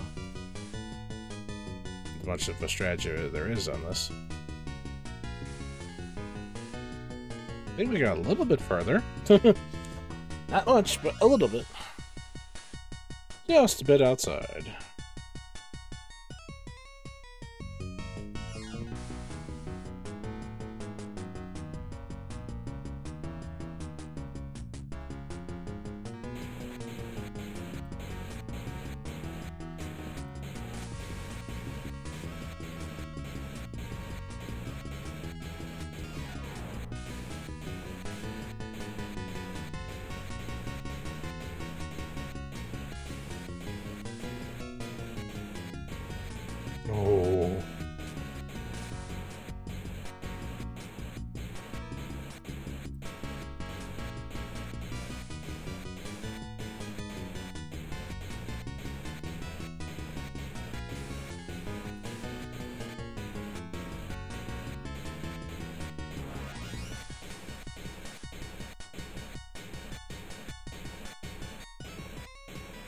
Nah.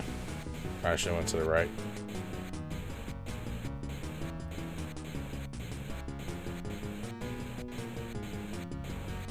Yeah, should have went to the right. Got...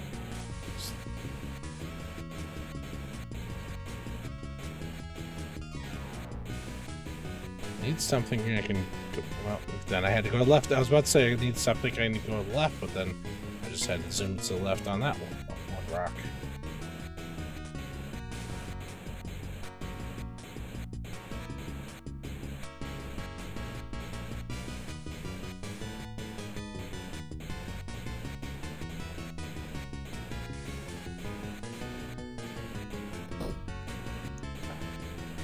Again, came right in the middle.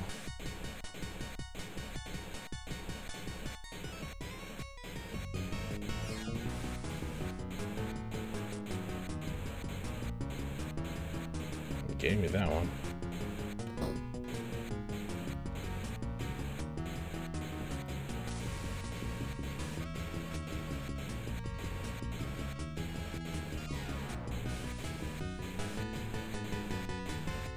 Nope, right in the middle. Even though I had room to get over there, I just didn't have enough time.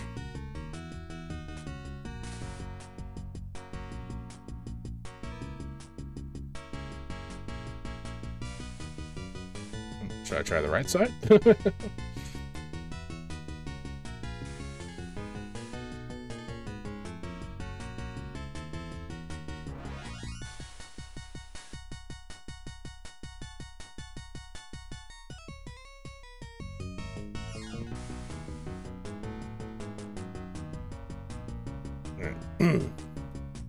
Alright, let's try this again.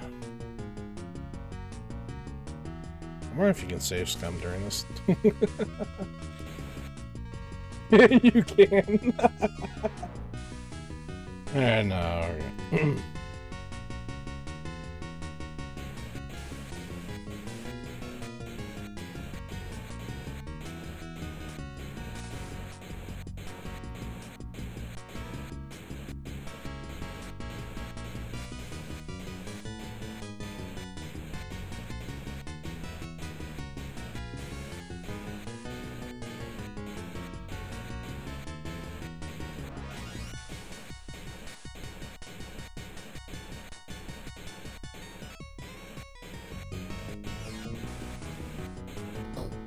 Okay.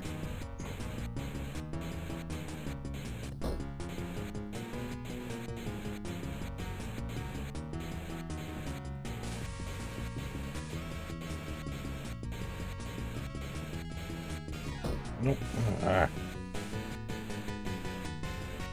No, they're gonna make it this time. Just gonna see how long I can last on the right side of the screen now.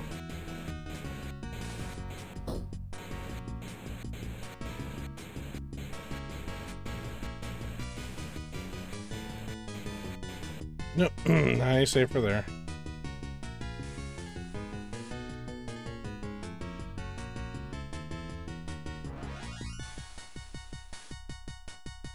Give it like one more good ass try. Because the real part of this that is this, having to just go back and reload, wait for it to go, you know.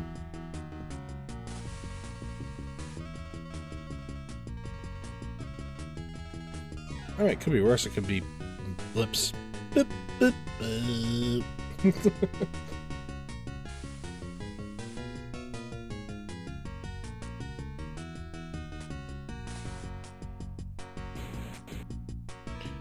How do we save from here, though? I'm gonna save it in Space Quest 1 slot, though.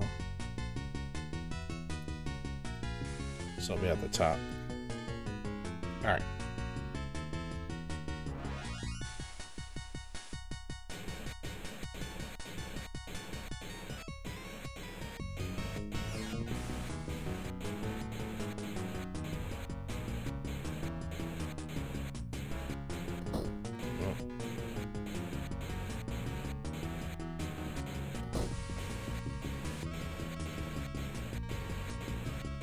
Skimmer doesn't. Oh, I'll say Skimmer don't quite move as fast enough.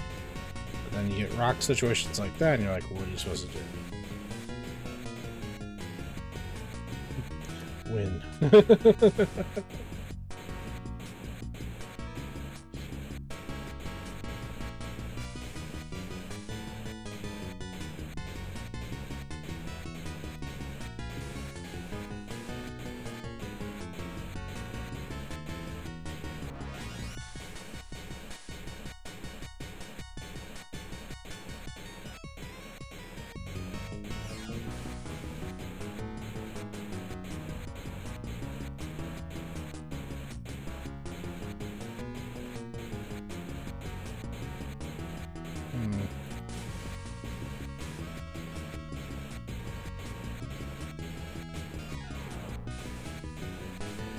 So I don't know if it's generated based on your position or...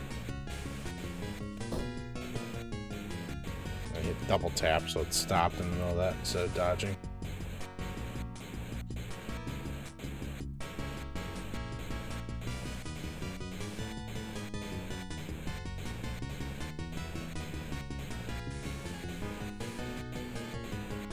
Because I know if I'm not moving, then I will definitely not be able to avoid the ones that come straight at me. So it seems to keep moving means you're more likely to dodge the ones that come straight at you.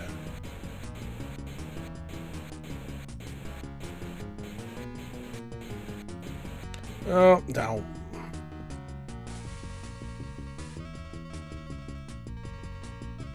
One more good last try.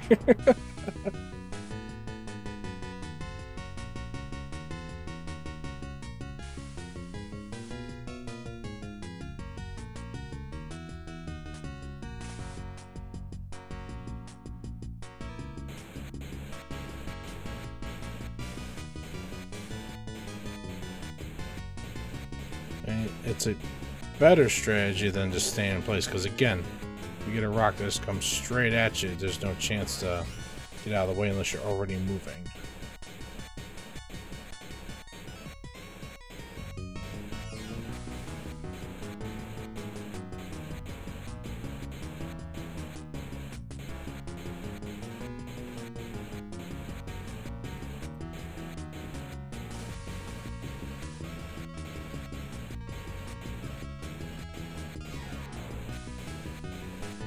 Like that one, if I'd stayed, how good those ones too. If I'd stayed on the edge of the screen, I wouldn't have been able to dodge that. And yeah, I still hit that one.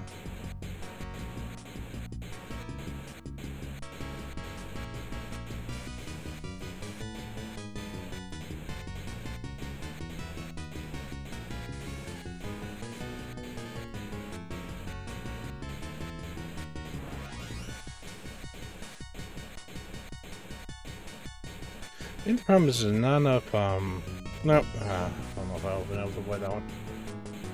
There's not enough positions for you to see it ahead of time.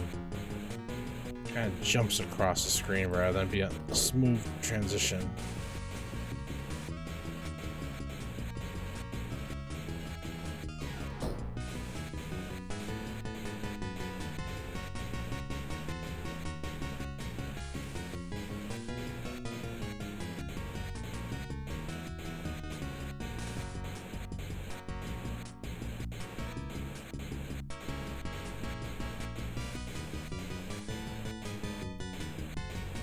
Nope.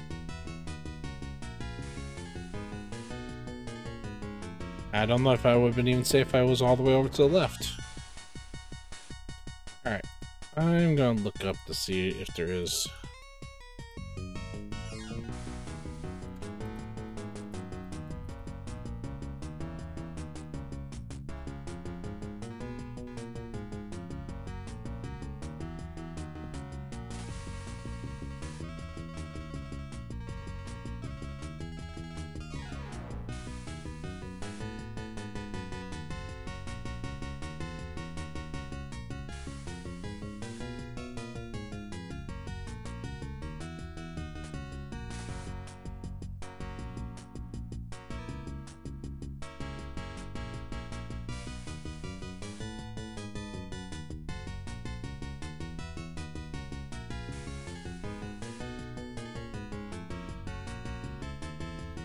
Oh, is there really no skip code?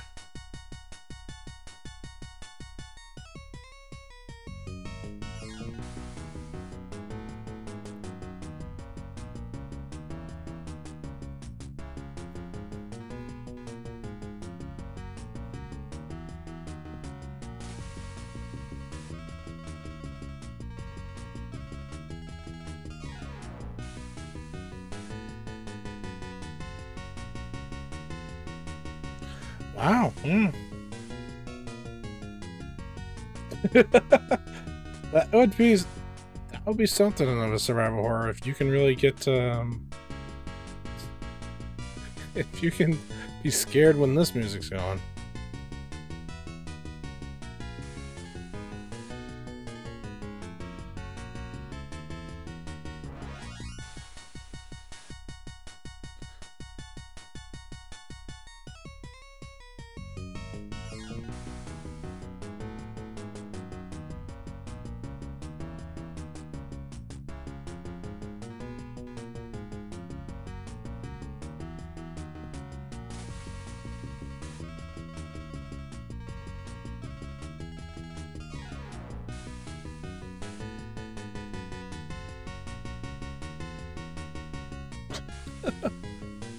I mean, I wasn't even saying all that much, but I was like, oh, be on the side of the screen. I don't know. It's coming right down the middle at you.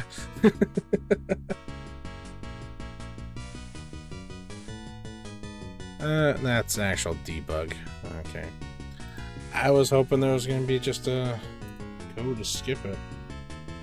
I guess they weren't thinking like that back then. Alright. I guess this is our wall for the night. I was going to end at Usleen Flats, because I figured that'd be a decent place to stop, but... oh, buddy. I didn't think it was going to be like this.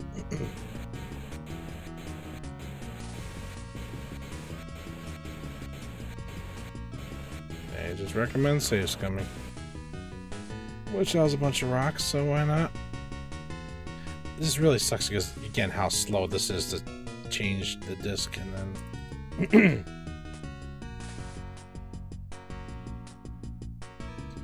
Alright, here we go again.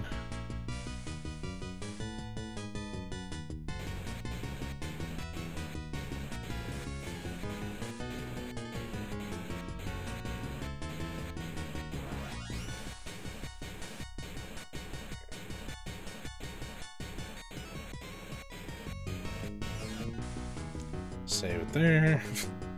This is what it's gonna take to get us through it, then I will do it.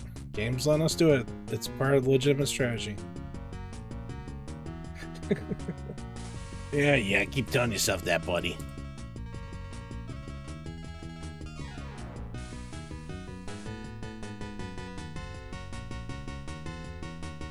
I didn't see anything and you're blind. Got it?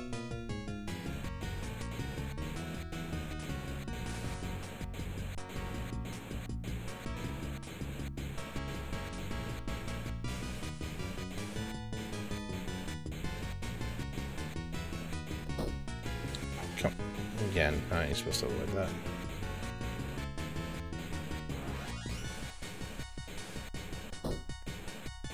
that. I disagree with that. Well, that one I did not disagree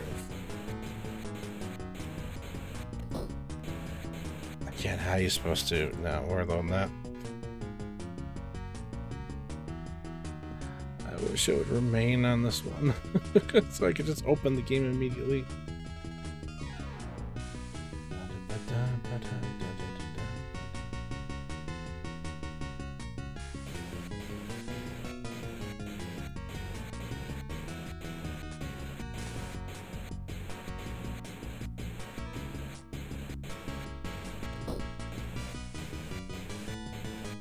See, I was thinking like last time the rocks kind of came into view.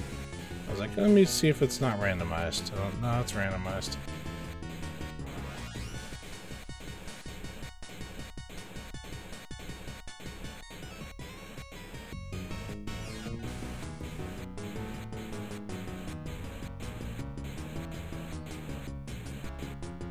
Alright, we'll put us on Space Quest 3 since we took damage.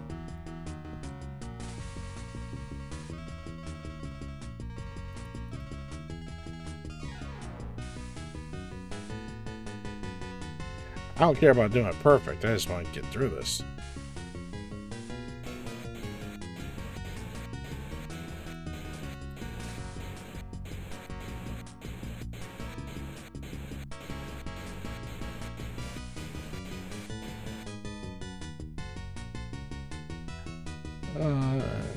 Because the real thing is, like, this is still going to be faster than me trying to continuously dodge randomized locations until we get through it.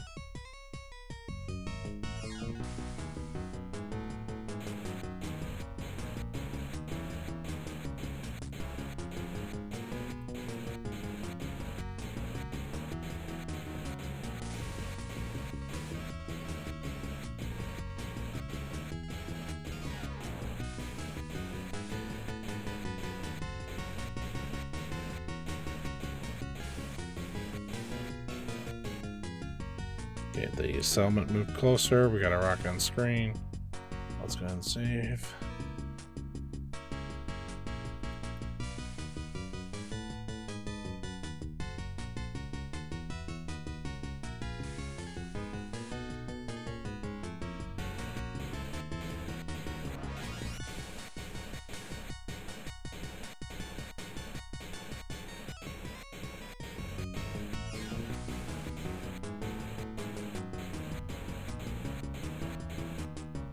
Two rocks, okay.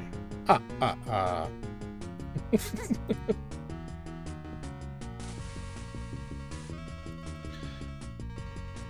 the count just suddenly shows up in the survival horror dream.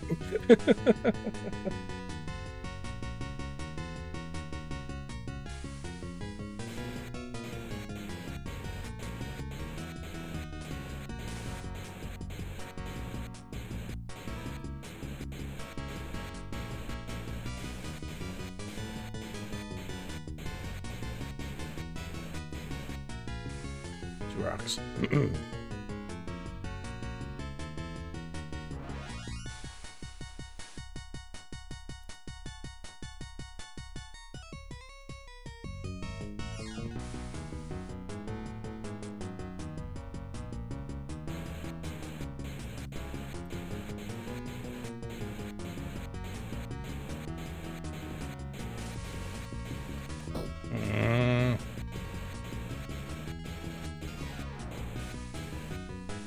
Oh, does that really look close to you? So I could have been close this whole time. I thought it was going to show up more in view because in the VGA version, you definitely see more of the town in the distance, like showing up over the horizon. Woo! That was pretty intense. You managed to successfully navigate through the treacherous boulder field. You are quite relieved to see that you've reached the settlements.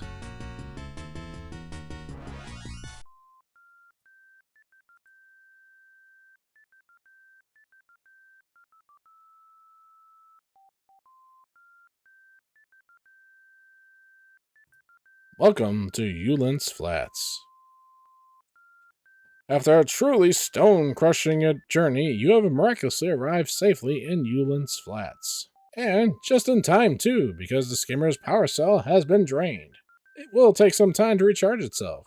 This place isn't quite what you had expected. It is semi-bleak at best.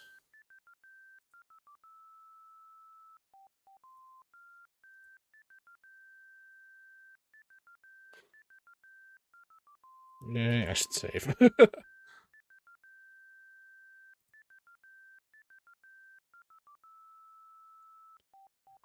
Alright.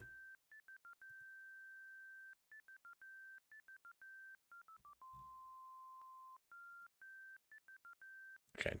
Don't want that to keep repeating over and over again. Mm, mm, mm.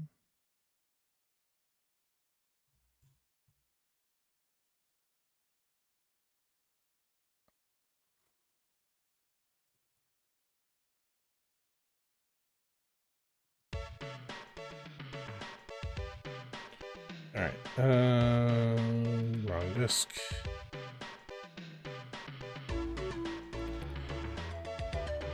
I think we're on 4. No, we'll save it in 8. That's where the actual numbering was going. Alright, we have made it past the arcade sequence. Yay! I did say I was going to end it once I got there. Take a key. Taken.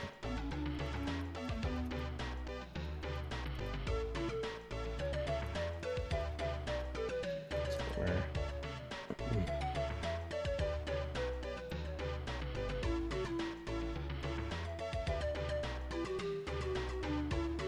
Say, this is a genuine Fulton sand skimmer. I've been looking for one just like it.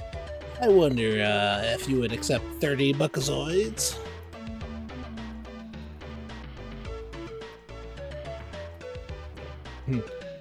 Fine, be that way.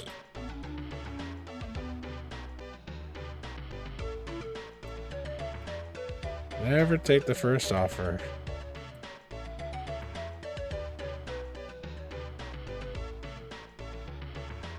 Hang on.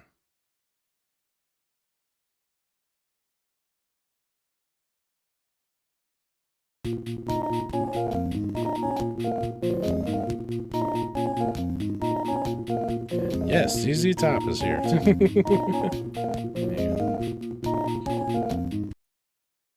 Let's speed up a little bit. We're in safe territory right now.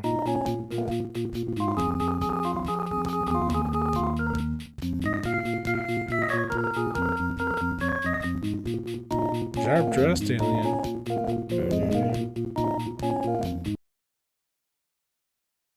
They're actually supposed to be the rare appearance, I believe.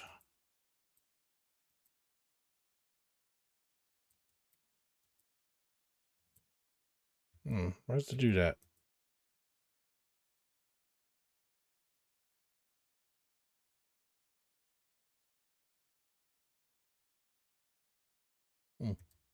Ash pile.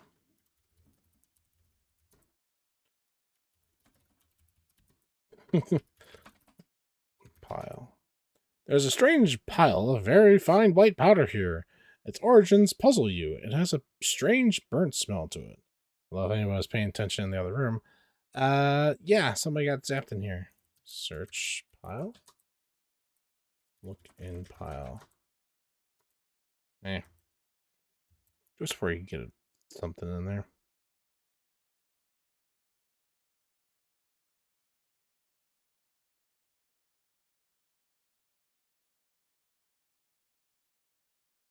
There you are.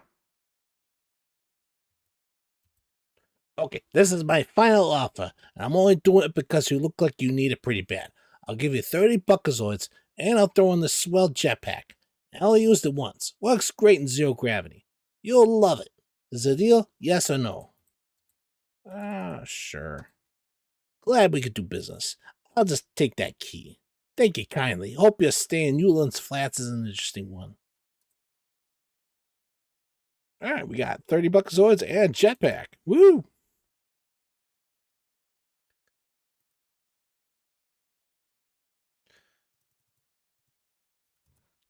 Let's go state. And I've got the music still paused because we are going to go back into the bar. And there are a few different acts in here.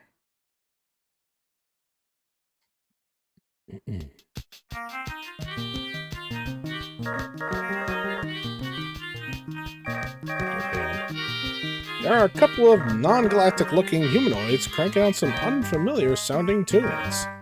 They seem interested solely in the music they are performing.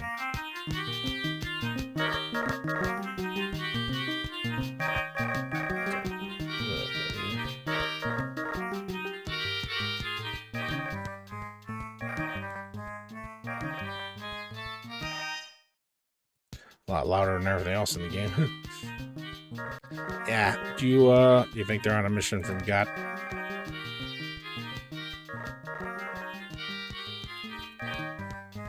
Let's see, play machine. And it come out from the side. Well, no music here, so let's get some music going on here. Let's see. Luckily, where is it? Dun, dun, dun, dun, dun, dun, dun.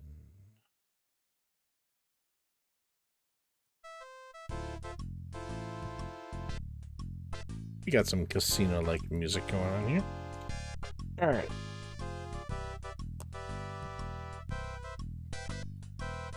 Probably should save before anything.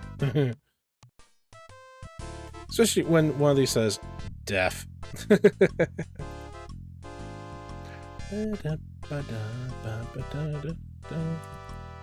go to Space Quest 9.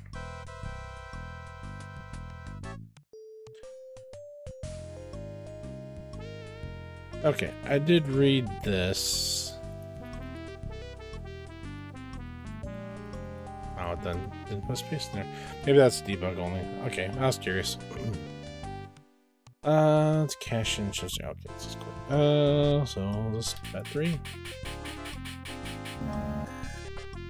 You lose, homeboy.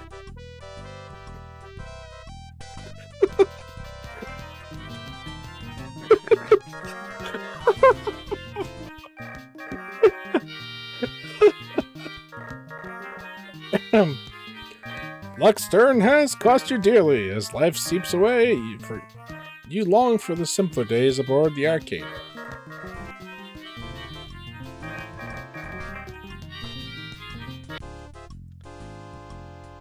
If anyone was wondering why I was silly to save immediately before we even started, that would be why. Yes, because you can die at any time. On the first fucking roll.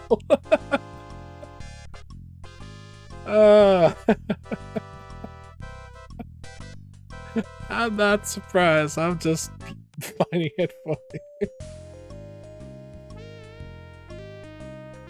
Oh, this is why you save. Throwing 3 buckets of woods and you're dead.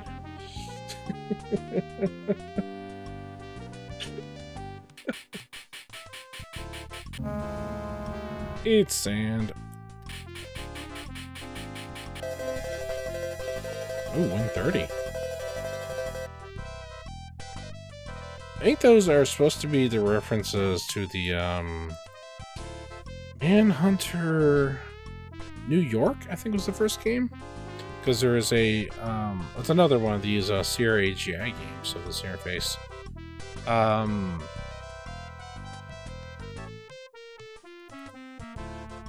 But yeah, basically the Earth has been taken over by these eye orb creatures, and they look like that. Don't be surprised if that's what the reference is.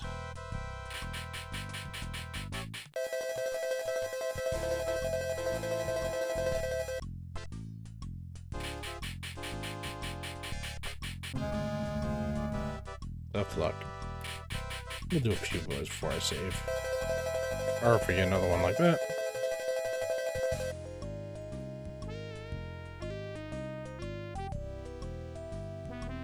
Because again, you can die at any time, so I'm gonna be saves coming. Dun, dun, dun, dun, dun, dun.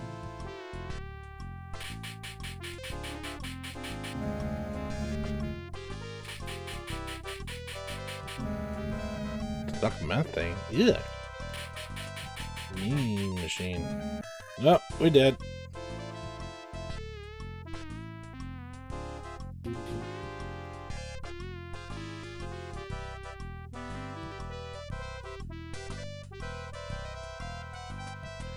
In the remake, there is a item that you can get to help you through this. But in the original, yeah, just gotta do it by hand, as in save scum.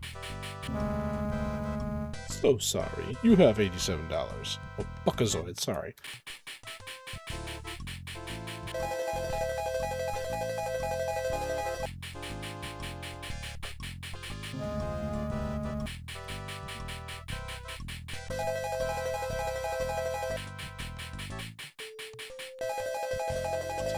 Do one more win.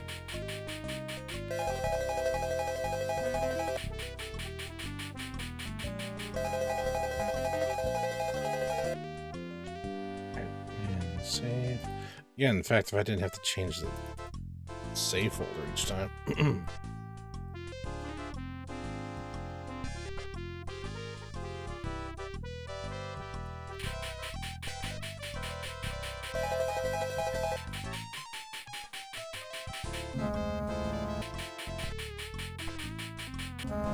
And did.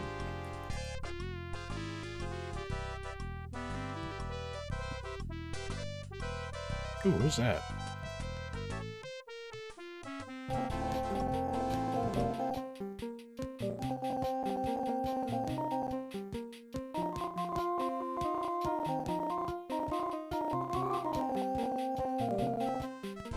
Oh, sorry, I got the other one focused here. Because I know there's supposed to be ZZ Top and then Blues Brothers. I'm not sure what this is supposed to be, actually. Dang it, my file's clicked over here. Keep hitting the enter key to replay on foobar there.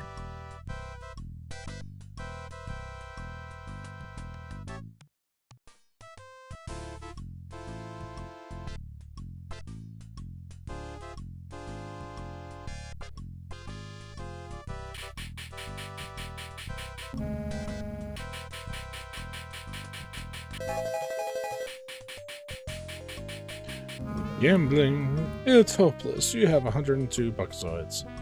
It's, well, I'll say it's not hopeless, but considering we've been shot to death like 4 times already.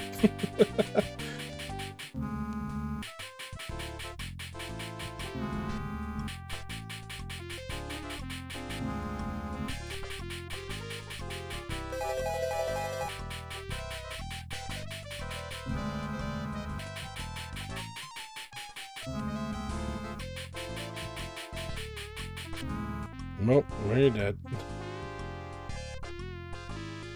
Man, it is mean.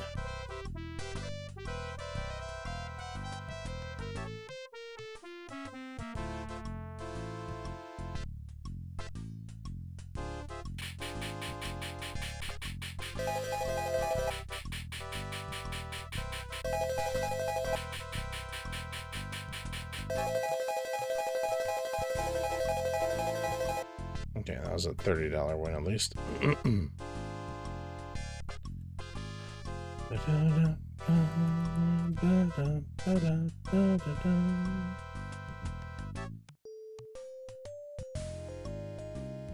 Oh, these Larry games. Very questionable these days, and not without reason, but still had some good music.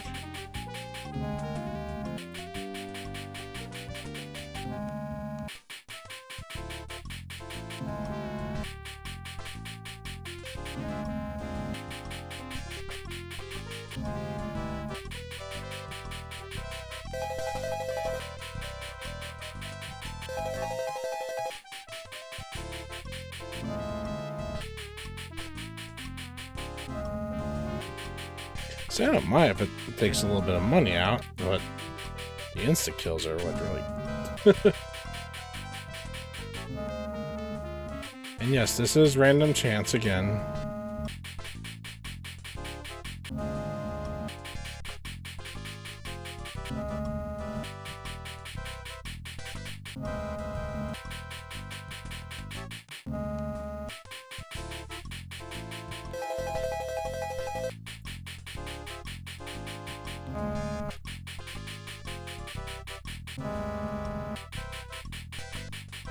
Next good win, maybe I'll save again.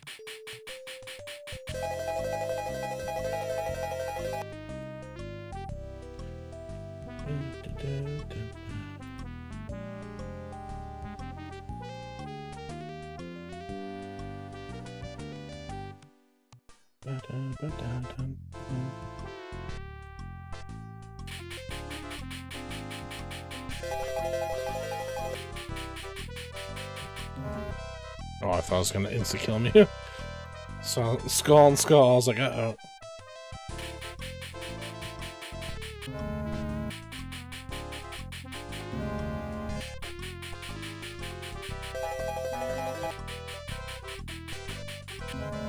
Nope, there's death.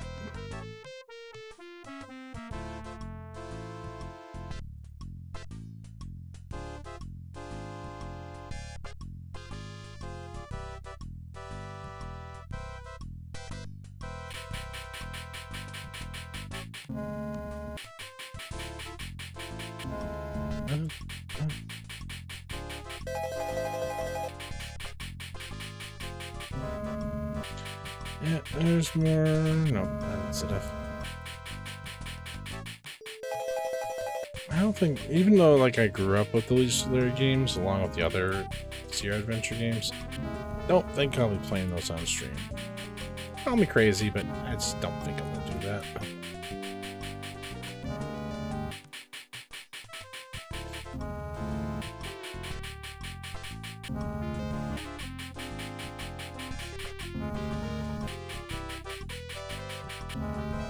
Alright, can I get a big jackpot?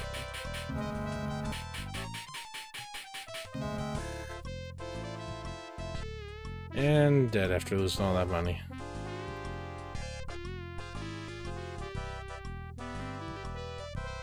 And we do need to make more money.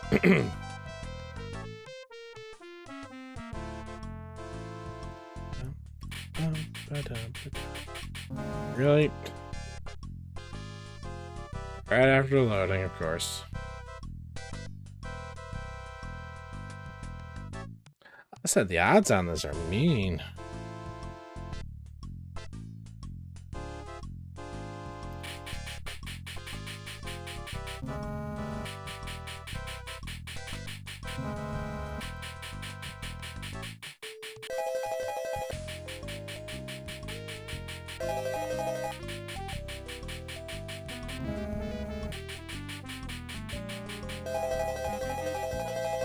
Okay.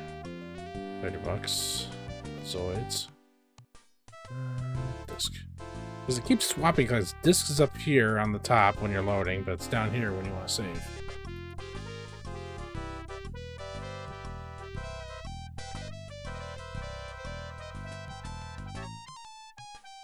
Let's replace.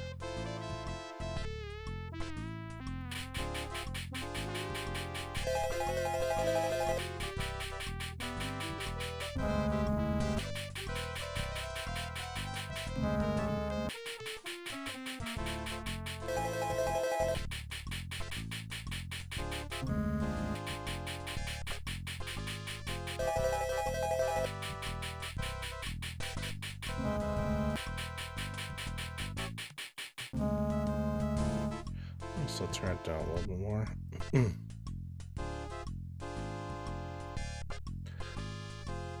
Yeah, Manhunter.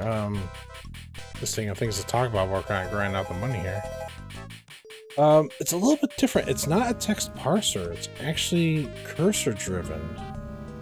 Like, well, as cursor driven as these games got. Like, I hate to call it like a detective story, but it kind of is. Basically, it's a as I kind of said, the future where all the Earth has been taken over by these sentient orb eyes, and they kind of resemble those eyes that are in the slot machine here. But they do keep. There are people around that can just, you know, exist, but they also have a set of detectives that they call in for murders or crimes against the orbs themselves.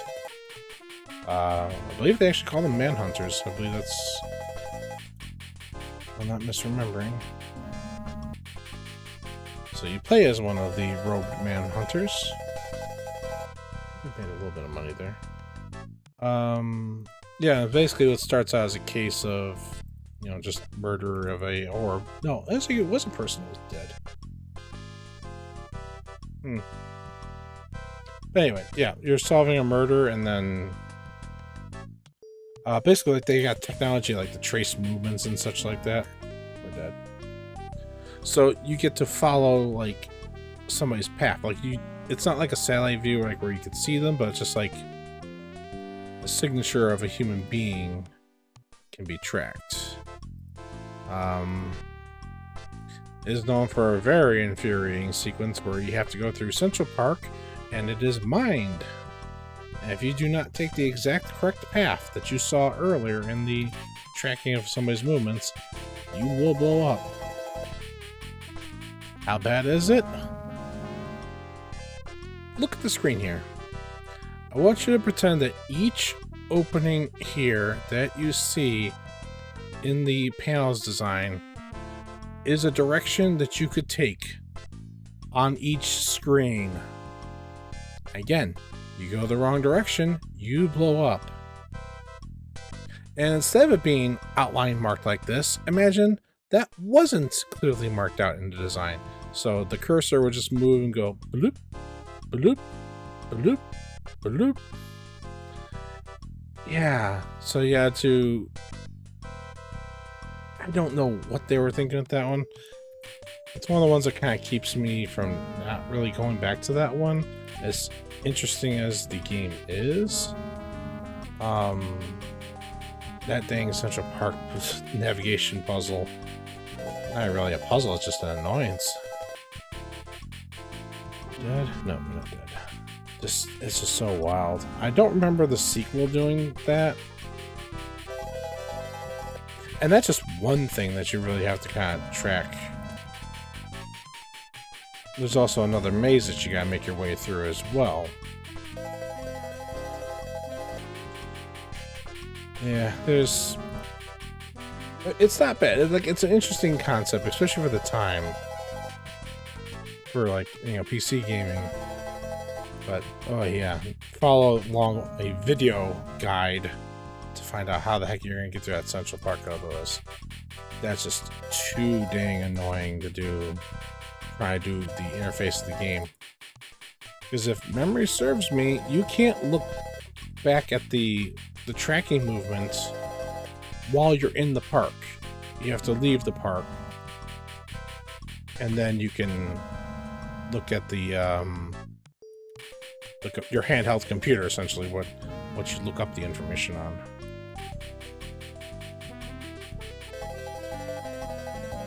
Making a little bit of money here, so let's save. This is taking longer than I thought. Disk.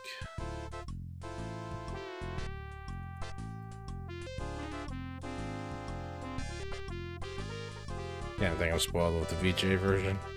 I might showcase it after this is done, but I don't know. Still gotta make that lined up.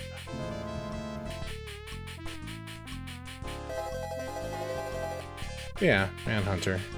New York.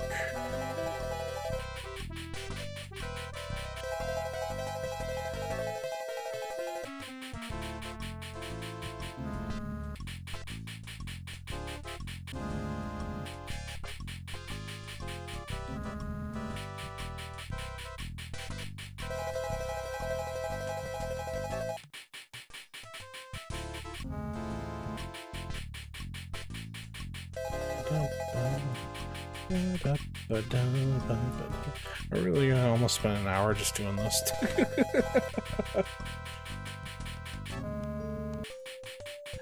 Well, it's kind of put a little chill into the rest of the stream here. Nah, we're below 150, so we're definitely not making money right now. Yeah, I don't mind if it takes time, because that's, you know, it's a slot machine. But it's... I thought I was about to prove my point and kill me again. I was gonna say, it's the insta-kills popping up all the dang time that really suck.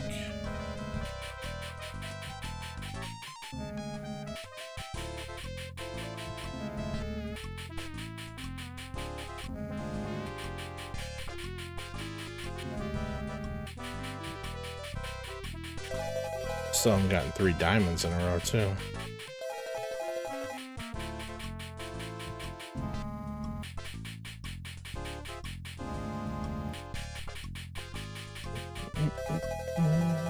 Okay, we're above 350 there. And save that. Probably like $5 more, but 5 buckazoids, not dollars, it's buckazoids.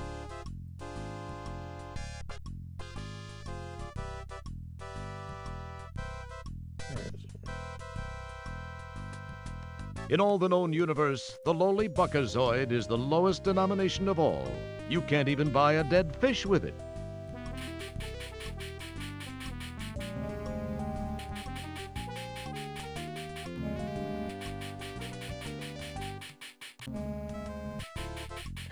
And what's that referencing specifically? Well, we'll find out when we get to Space Quest 4.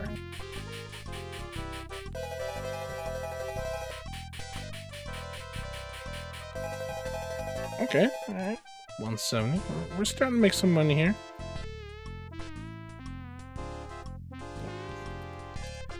That's another thing. It's like you can click this to load, but you can't click to save. I don't know.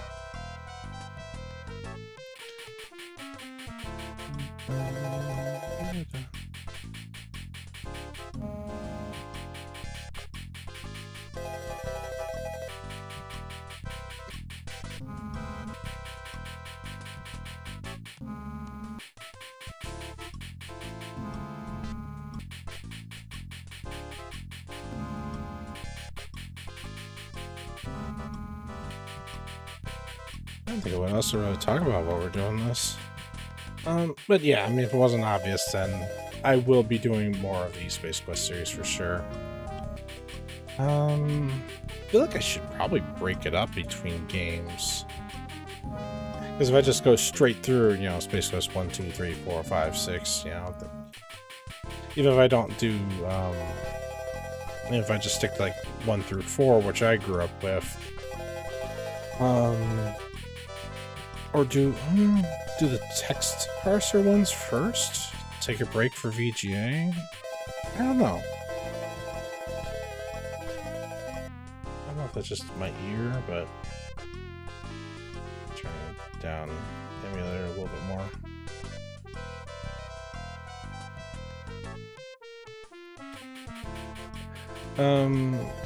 But yeah, like, I do want to play more adventure games, and obviously, like, it'd be probably a better experience to not just, you know, just go through one series at a time, but to actually, like, mix it up with other ones. And if you know what you're doing, although, as I say this statement, I'm like, if you know what you're doing, you can get through these pretty quick. As we're playing one that's actually taking a long time to freaking make money to get through this. I think I'm gonna have to restore just because we're losing money. Again, disc on top when you're loading, disc on the bottom when you're saving. You can click the load. Yeah. I want to hear all the changes though. Yeah, so maybe I'll do like Space Quest 1, 2, and 3. I will tell you right up ahead, 2 and 3 do not have this level of time wasting. 3 has a little bit of time wasting, but even then, that's optional. You don't have to do the time waster in Space Quest 3. It's just for points. So yeah, getting through these games, because always the thing with the length of the old adventure games was figuring out the puzzles. That was your play length. Now, once you know what you're doing, the length is considerably shorter. So I could get through Space Quest 1, 2, and 3 without too much trouble. I'm almost tempted to just do this part off stream now, as we're really approaching an hour of this. Yeah. So maybe I'll do Space Quest 1, 2, and 3, then jump to a different series. I don't just worry about doing 3 in a row. Although with my stream schedule, like this being like the Saturday games, it's not like I won't be playing anything else throughout the week. I don't know. Don't really have a grand plan. I just got an idea of a plan, really. No, I'm not saying the phrase. Some other idiot already said that phrase. And no. I'm gonna have to reload just because we're losing too much money.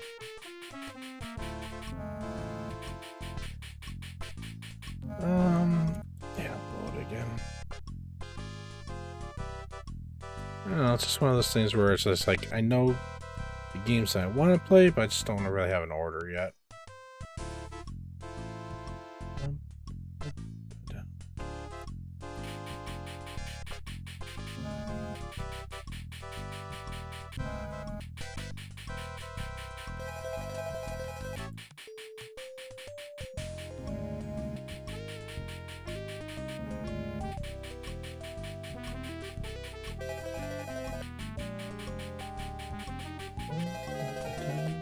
I might should have saved there. Oh, now I definitely will. 5.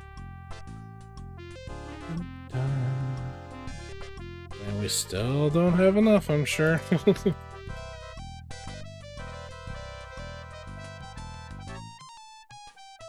You know what? Okay, how about Music Act is gonna play.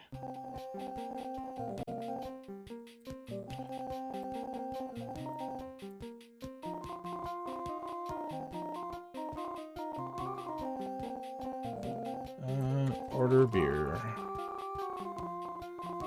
Buy beer.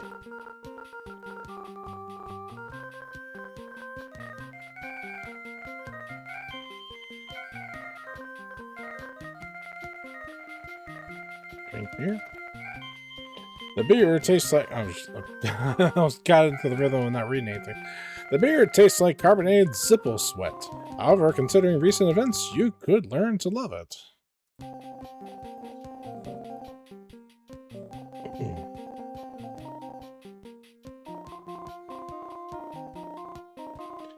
What I'll be? I got beer and it's 2 Buckazoids. Buy a beer.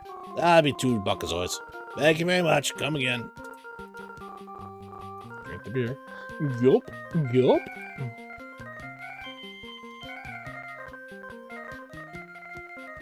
Well, I'll be, yep. Buy a beer. Yep. Drink beer.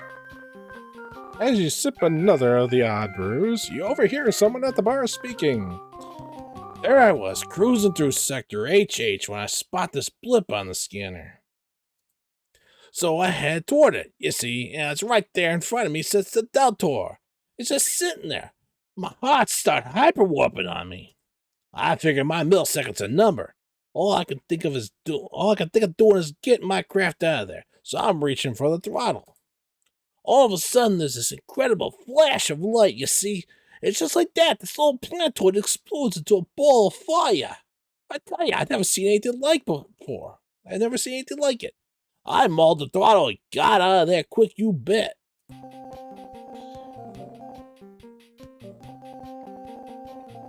And now we got another randomized.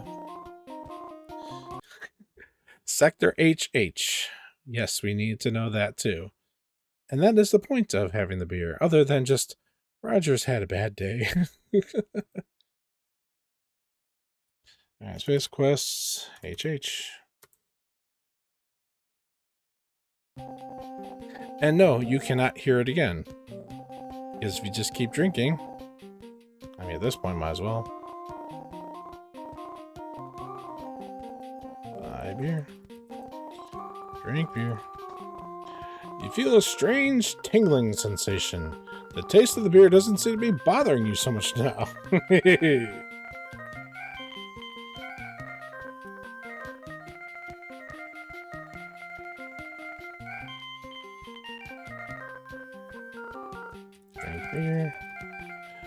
Oh my, you are starting to feel unstable. That ain't me moving. I'm not feeling so wonderful. And there's a door here somewhere. Please stop moving the bar.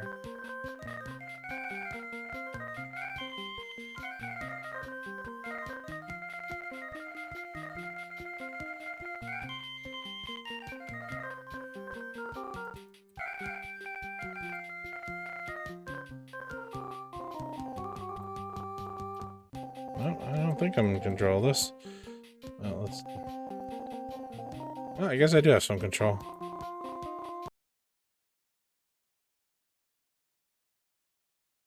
The fresh air helps you snap out of the stupor which that foul brew is responsible for. Oh.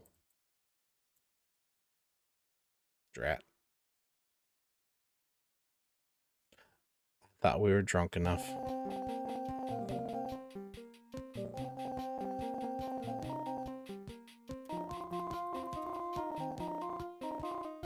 Well, that's your warning, though. Yep. And it's restarting the messages now.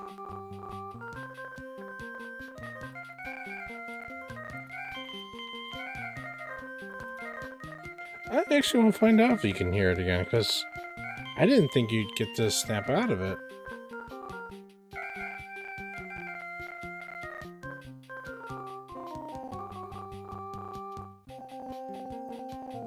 Yeah, it didn't play the message again.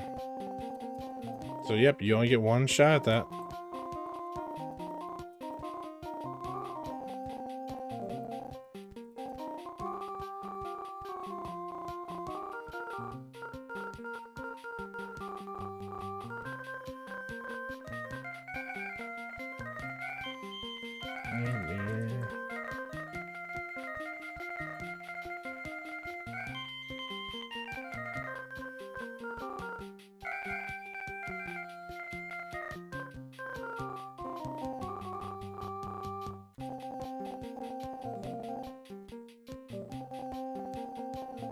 Right beer.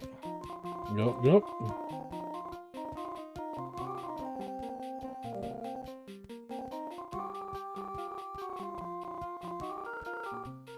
Listen, Mac, I can't serve you anymore. You're sledged.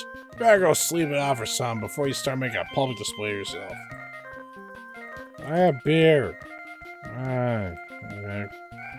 There's a door here somewhere.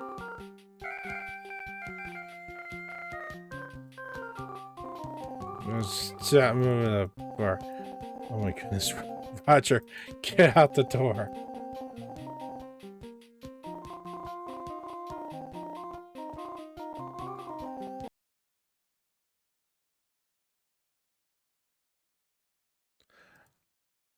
Oh, really? Huh. You can't get pass out drunk.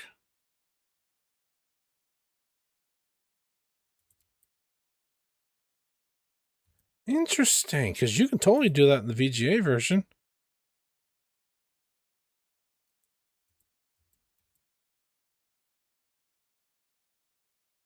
You are standing against a protective barrier encircling Ulan's flats. Due to the fact that you are land-based, you are not able to pass. Huh. Doesn't zap you either. They did actually made a lot more changes than I thought, than I realized. Okay, well, we gotta get our money that we drank away back. Remember, kids, don't get drunk in real life. Not like that. Having a little holiday toast is fine, but don't get that drunk, please. Disc. Space Quest HH. Yep.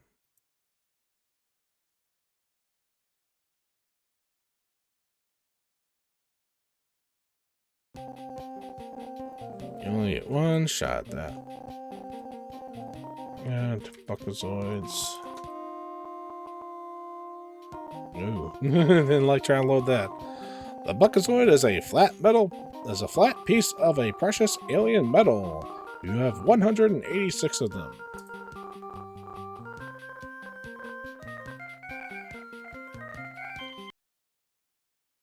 Well, let's look around a little bit.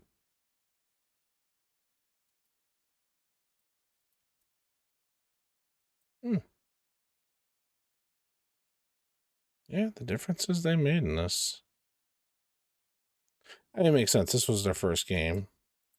Tiny's used spacecraft. Oh there, Bucko. Can I interest you in one of these finest little used spaceships in the galaxy? You look like a man of a discerning taste.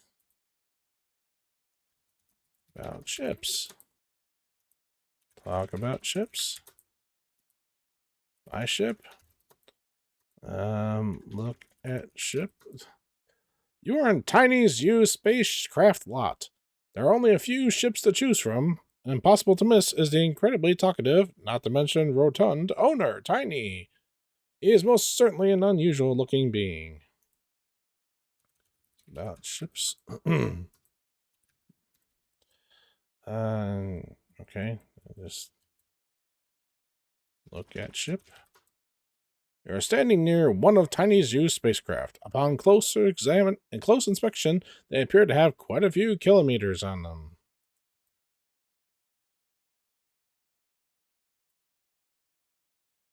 Don't let appearances fool ya. This baby may be a relic. I think I just changed the voice. Don't let appearances fool you. This baby may be a relic, a classic, but she's as dependable as the day we got her. And just think, you'll be the only one in the quadrant with one. I guarantee you. I forget what kind of car salesman voice I was trying for originally. She's a beaut, isn't she? This little baby can spin around the planet in just under an hour. Look at the lines in that bodywork. I tell you, they just don't make them like this anymore. You know what I mean? And she's a real bargain at 185 buckazoids. We have 186. Hey, you want to know why I was spending so much money? I mean, spending so much money. I was earning so much money in the casino game, the slot machine. The slot's so deaf. We need some more music back though. Is there a space? Sure, why not?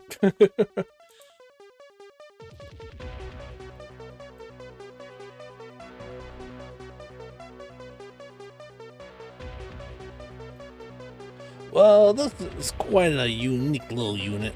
Never been flown over Mach 3. It was owned by a little old lady from Glassadrom. You have to fly it to believe it, and she could be yours for only 99 buckazoids. It's okay.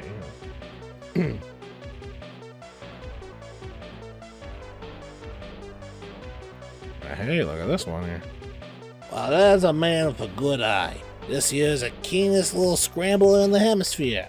Top of the line, handles like a chop, perfect for cruising the asteroid fields. And she's got all the thrust a guy could need. I tell you, she's an outright steal at 214 buckazoids. See, we need more money. I wasn't just wasting time, I told you. I would promise you. So yes, that is the ship we need, but hey, you know what? Sometimes you gotta go with what's in your budget. Yeah. So how about it, partner? Can I interest you in anything here? We can do business? Can we do business or what? I'm at your service. Talk to me, Chief. Well, let's get the one we can buy. This one looks a little more roomy. I tell you, I think you've made a wise decision. She's a beauty. The keys are in her. If you have any problems, don't hesitate to come back and tell us about them. It's been a hell of a pleasure doing business with you. Well, good luck. Come again. You shell out the buckazoids and hop in. Anxiously, you fire it up and lift off.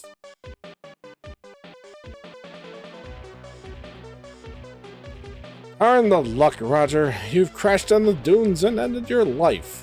The various inhabitants of the Coronian Desert are now feasting on what remains of you. Guess that wasn't such a hot purchase.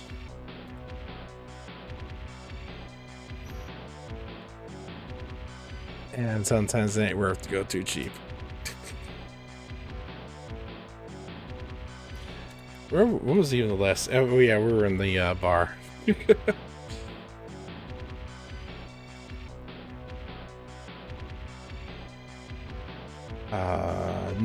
No. I'll say I'm like, you know, if I really push in further, no, like obviously I could finish this in an evening, but it'll be like 4:35 in the morning. I'm not gonna do that. Just to beat the game in one sitting. That's why that's where I'm kind of like my thought process. Like maybe I'll do Space Quest 1, 2, and 3, so that and we kind of get through these quick shot ones. Before I end tonight, though, let's go take a look at the other one we can afford. Because obviously, you know, we see this ship, we're like, oh damn, yeah, this is the one we want, right? But we can't afford it yet.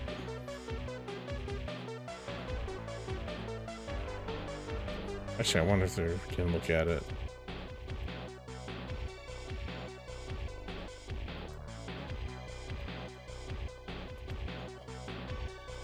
Look at ship. This is actually a not bad looking ship. It appears to be a Duralian model cruiser. They have a reputation for quickness and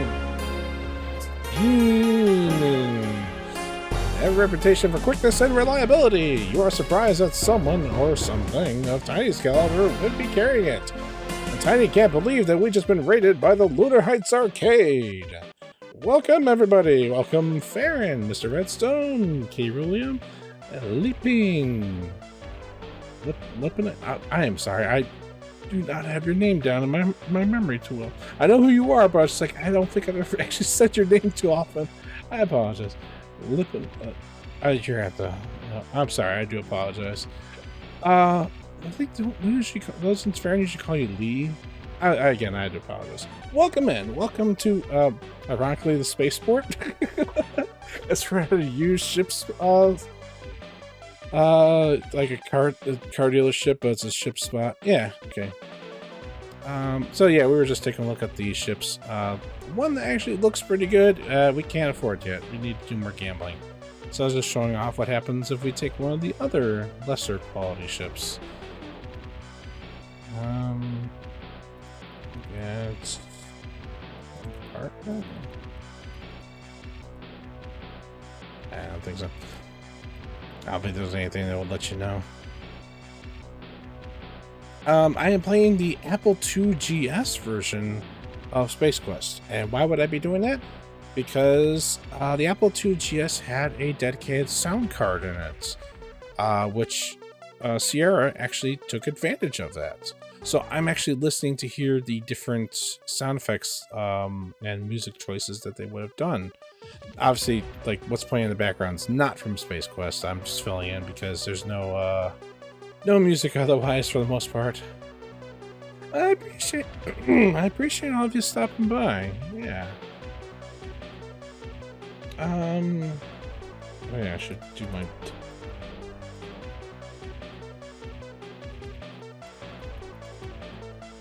Yeah. I mean, I would imagine my audience would also know all of y'all, but if not, give them a follow. Because they'll do their group activities a lot of times on that channel. So, plus I'm sure there's information about the individual people on there as well. Yeah. Oh yeah. So Apple IIgs. I didn't obviously have an Apple IIgs, so I never got to experience the differences in these early Sierra game ones. Because it's more than just beeps. It's actually like a full service sound card. Although they didn't like fully redo it, that would be another endeavor at another time. So we did try this blue ship, and we just ended up crashing with it. So how about we try this little one? Yeah, maybe I was a little too harsh on this one. Well, this is quite a unique little unit. Never been flown over Mach 3. It was owned by a little old lady from Gladstone. You have to fly it to believe it.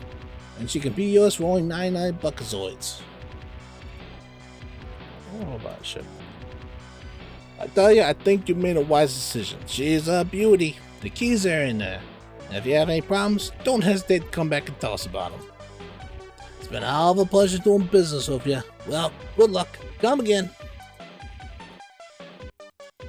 Okay. Get in ship. You proudly climb into your new used spacecraft. There's definitely something unique about it. You turn the key excitedly.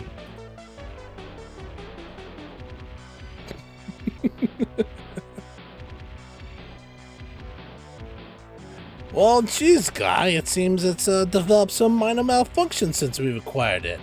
We did have a small micrometeoroid shower the other day. Maybe that was it. Yeah, that was probably it. As much as I'd like to, I can't refund your money. Company policy. It's out of my hands. However, I can give you 70 buckazoids credit on any other ship in our fine line of used spacecraft. Look around, see what you like. So yeah, that one does not kill you. But you don't exactly still get to leave. The only real ship of value is the one out there. At least Tiny, of Tiny's used spacecraft, as in the proprietor and owner. I know, he doesn't want to give you a refund, but it's just like, yeah, buddy, you have all the power in that.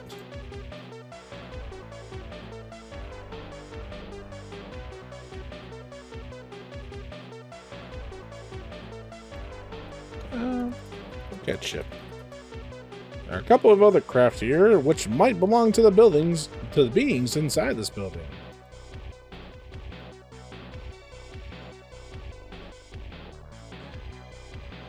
Yeah, we actually do lose 20 buckazoids on that.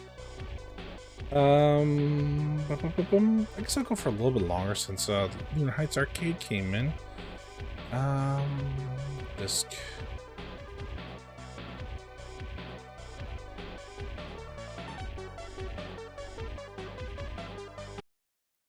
Let's see, and the band's still playing on the save.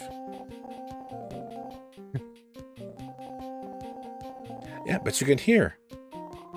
No single note beeps.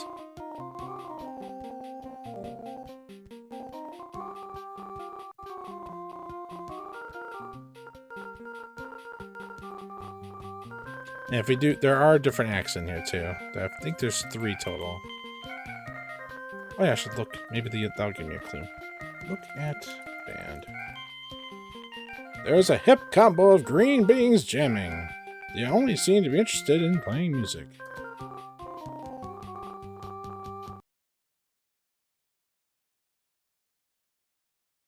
Yeah, Space Quest 2 is not bad. It's a good game too.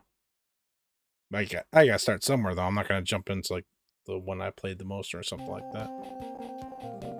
Not them again. Downside of the Apple IIgs, you can't install it to a hard drive. It's playing off the discs. Oh, there might be some way, but I don't know the hardware enough. Okay, this band wants to stay here.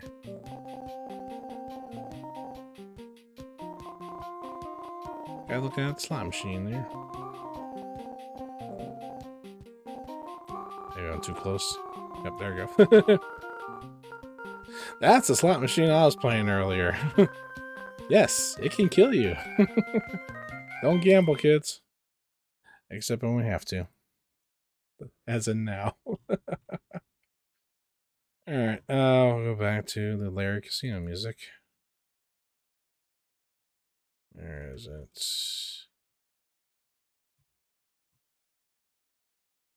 Come on, where?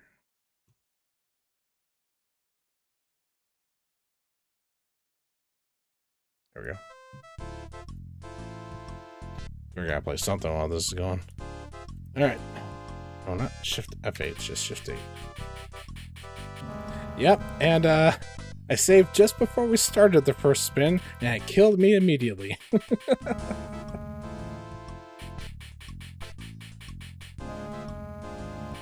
That's why I saved.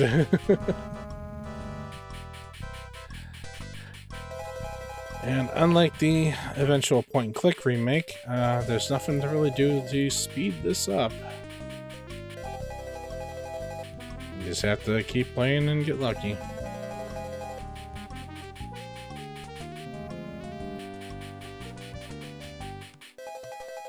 See, I think we need about 250 total. Well, we did do our drinking already, so at least there's that. We don't have to pay for the beers anymore.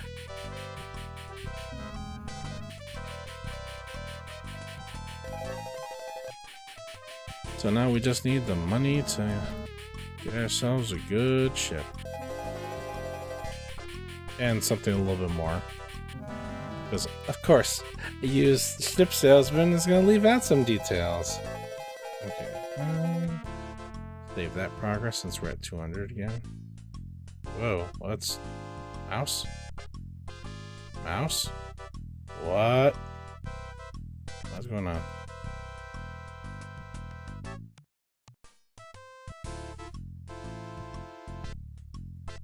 Mouse?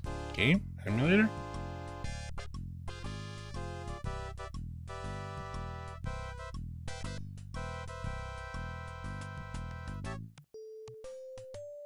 Oh,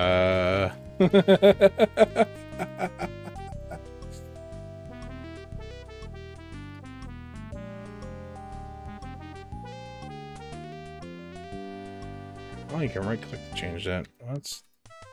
Okay, it's just not capturing the mouse. Why not capturing the mouse?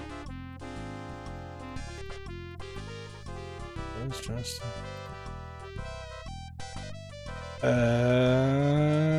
Not sure.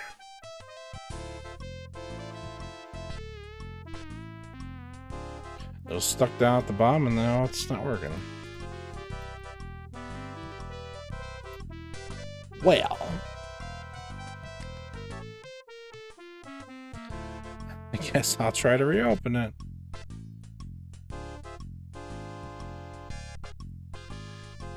I guess we'll make sure everything's working on the save files too, because ooh, buddy. Able to load up.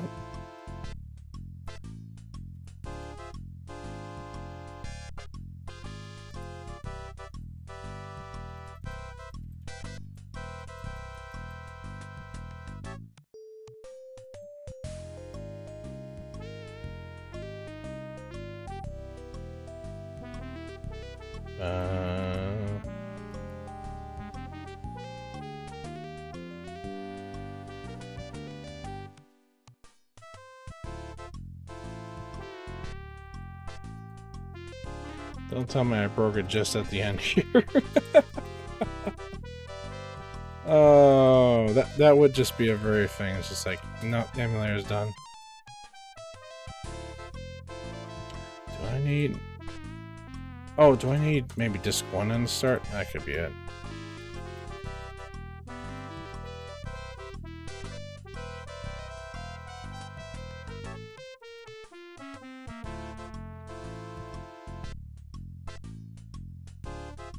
Let's try this again.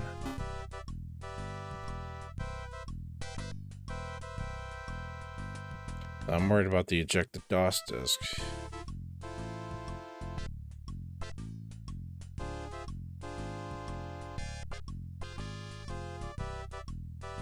No, it says Pro DOS 16 right there, so it seems to be loading.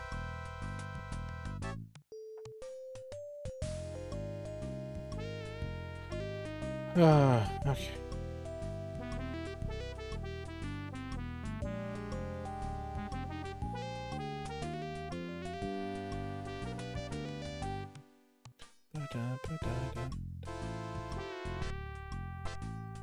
Just that's the thing about the old systems. Everything loading off the old floppies and that.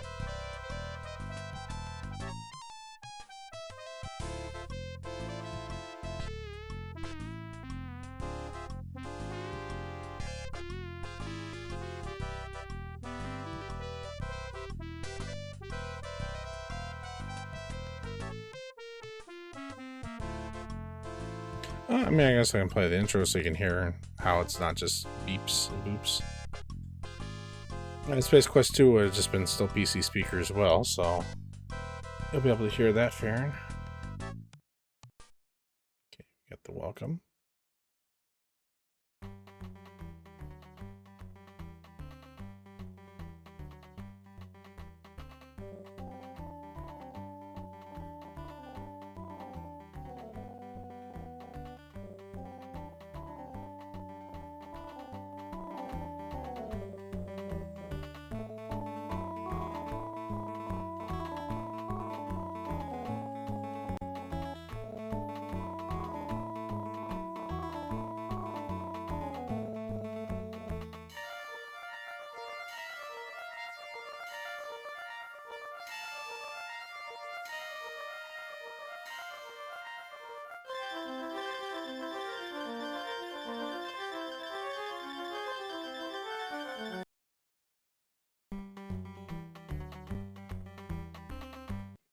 Okay, well, let's try to load up. I don't think you have the same name.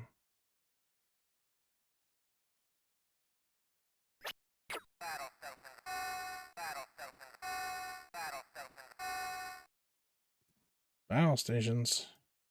All right, now the mouse is working again.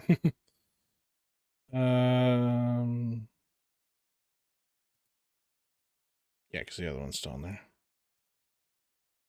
Open. Insert disk 2. There we go.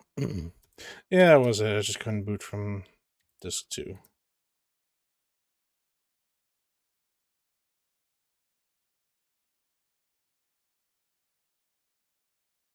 Alright,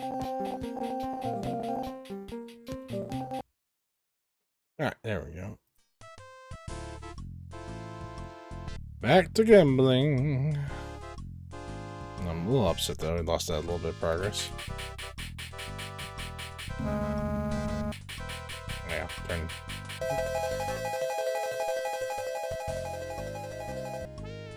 turn the game down a little bit again. We're trying to hear actual music and such. Yeah, fine, but with these repeated sounds like this.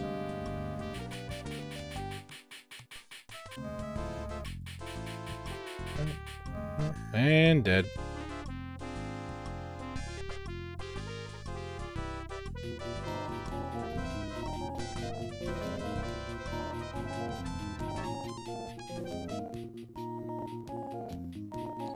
Well, you can see the other band. One of the other two.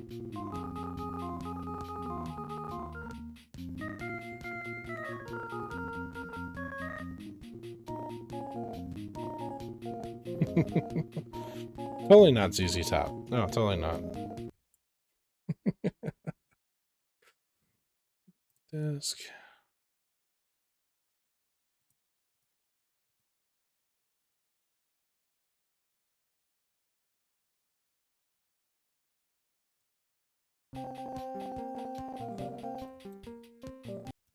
Yeah, there is mouse click movement, but the pathfinding is not great. Better just use the manual arrow keys. Alright, actually since I'm here at the screen.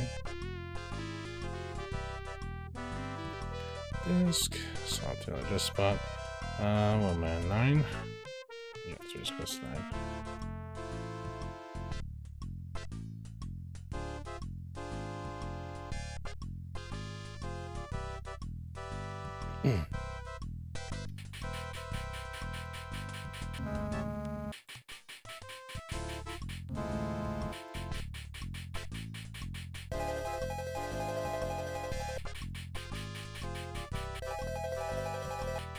Did I try back up on the, No, I didn't, okay.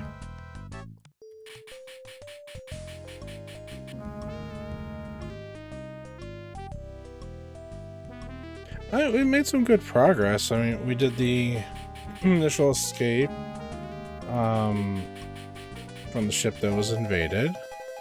We survived our initial trek in the desert. So we're actually halfway through the game. That's a fair assessment, like at least halfway through the game, if not just slightly more. Because I would say that there's 3 major points in this first game. There's the initial ship escape, there's the Corona Planet adventure, which, you know, we made through the main portion of that already. Now we're just trying to get a ship to escape. And then there'll be the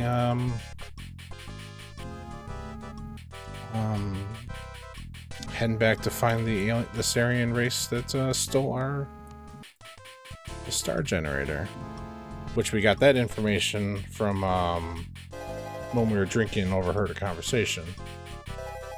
So we gotta stop them. So that's the other third of the game, basically.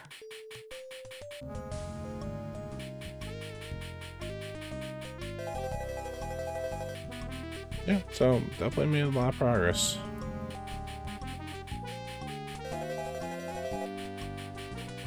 And that was with beating Twins and Zazie earlier, too. I think we're just losing money at this point. Yeah.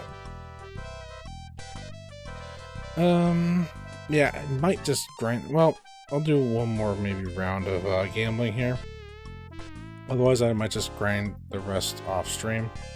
Because... yeah, we've already done an hour of this. And I was like, well, let me show off why we were trying to earn money in the first place. So I went out to the ship shop. And dead.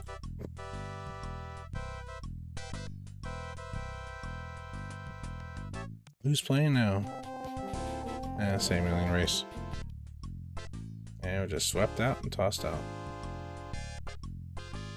No, disc.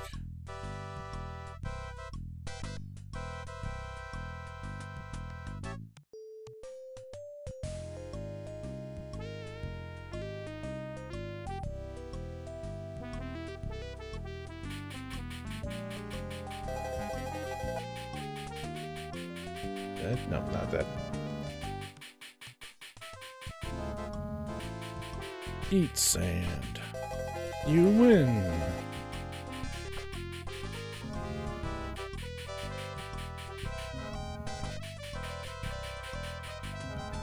We have yet to actually hit the jackpot on this, the 3 diamonds.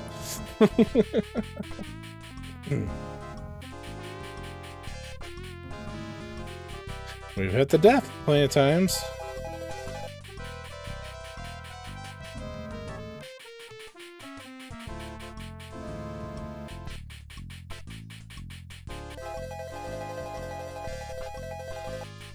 No, we had more before that. Yeah. As I said in the remake, there's an item that you can get to basically guarantee you're going to win. And that win can also mean, you know, death. You can win death.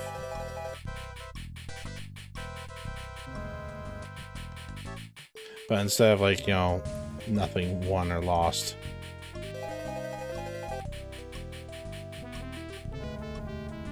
Well, I mean, lots of slot machines. Sierra games usually have one. Well, except King's Quest. I guess if slot machines haven't been invented, they're not in a Sierra adventure game. But once they have been...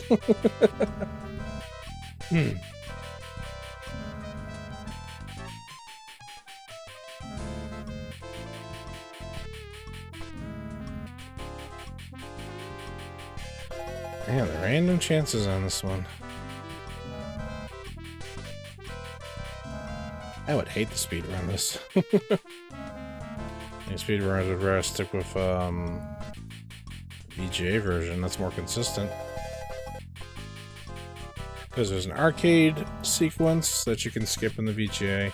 This has an option to speed through it as well on the VGA version.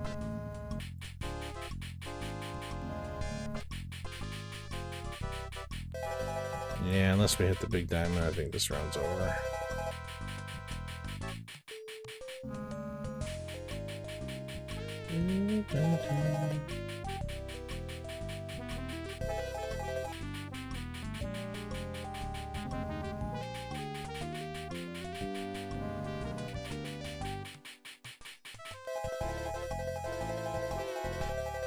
Ooh, 60.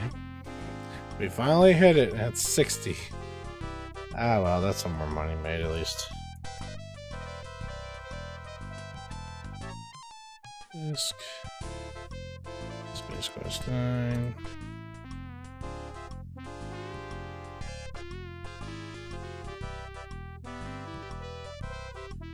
And the thing is, I think it was still 219 for the other ships, so we still don't have enough.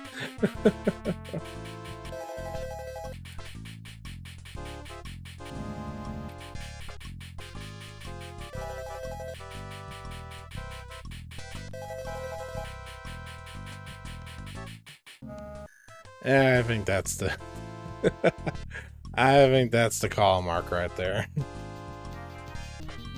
Oh, cool. The other band's playing.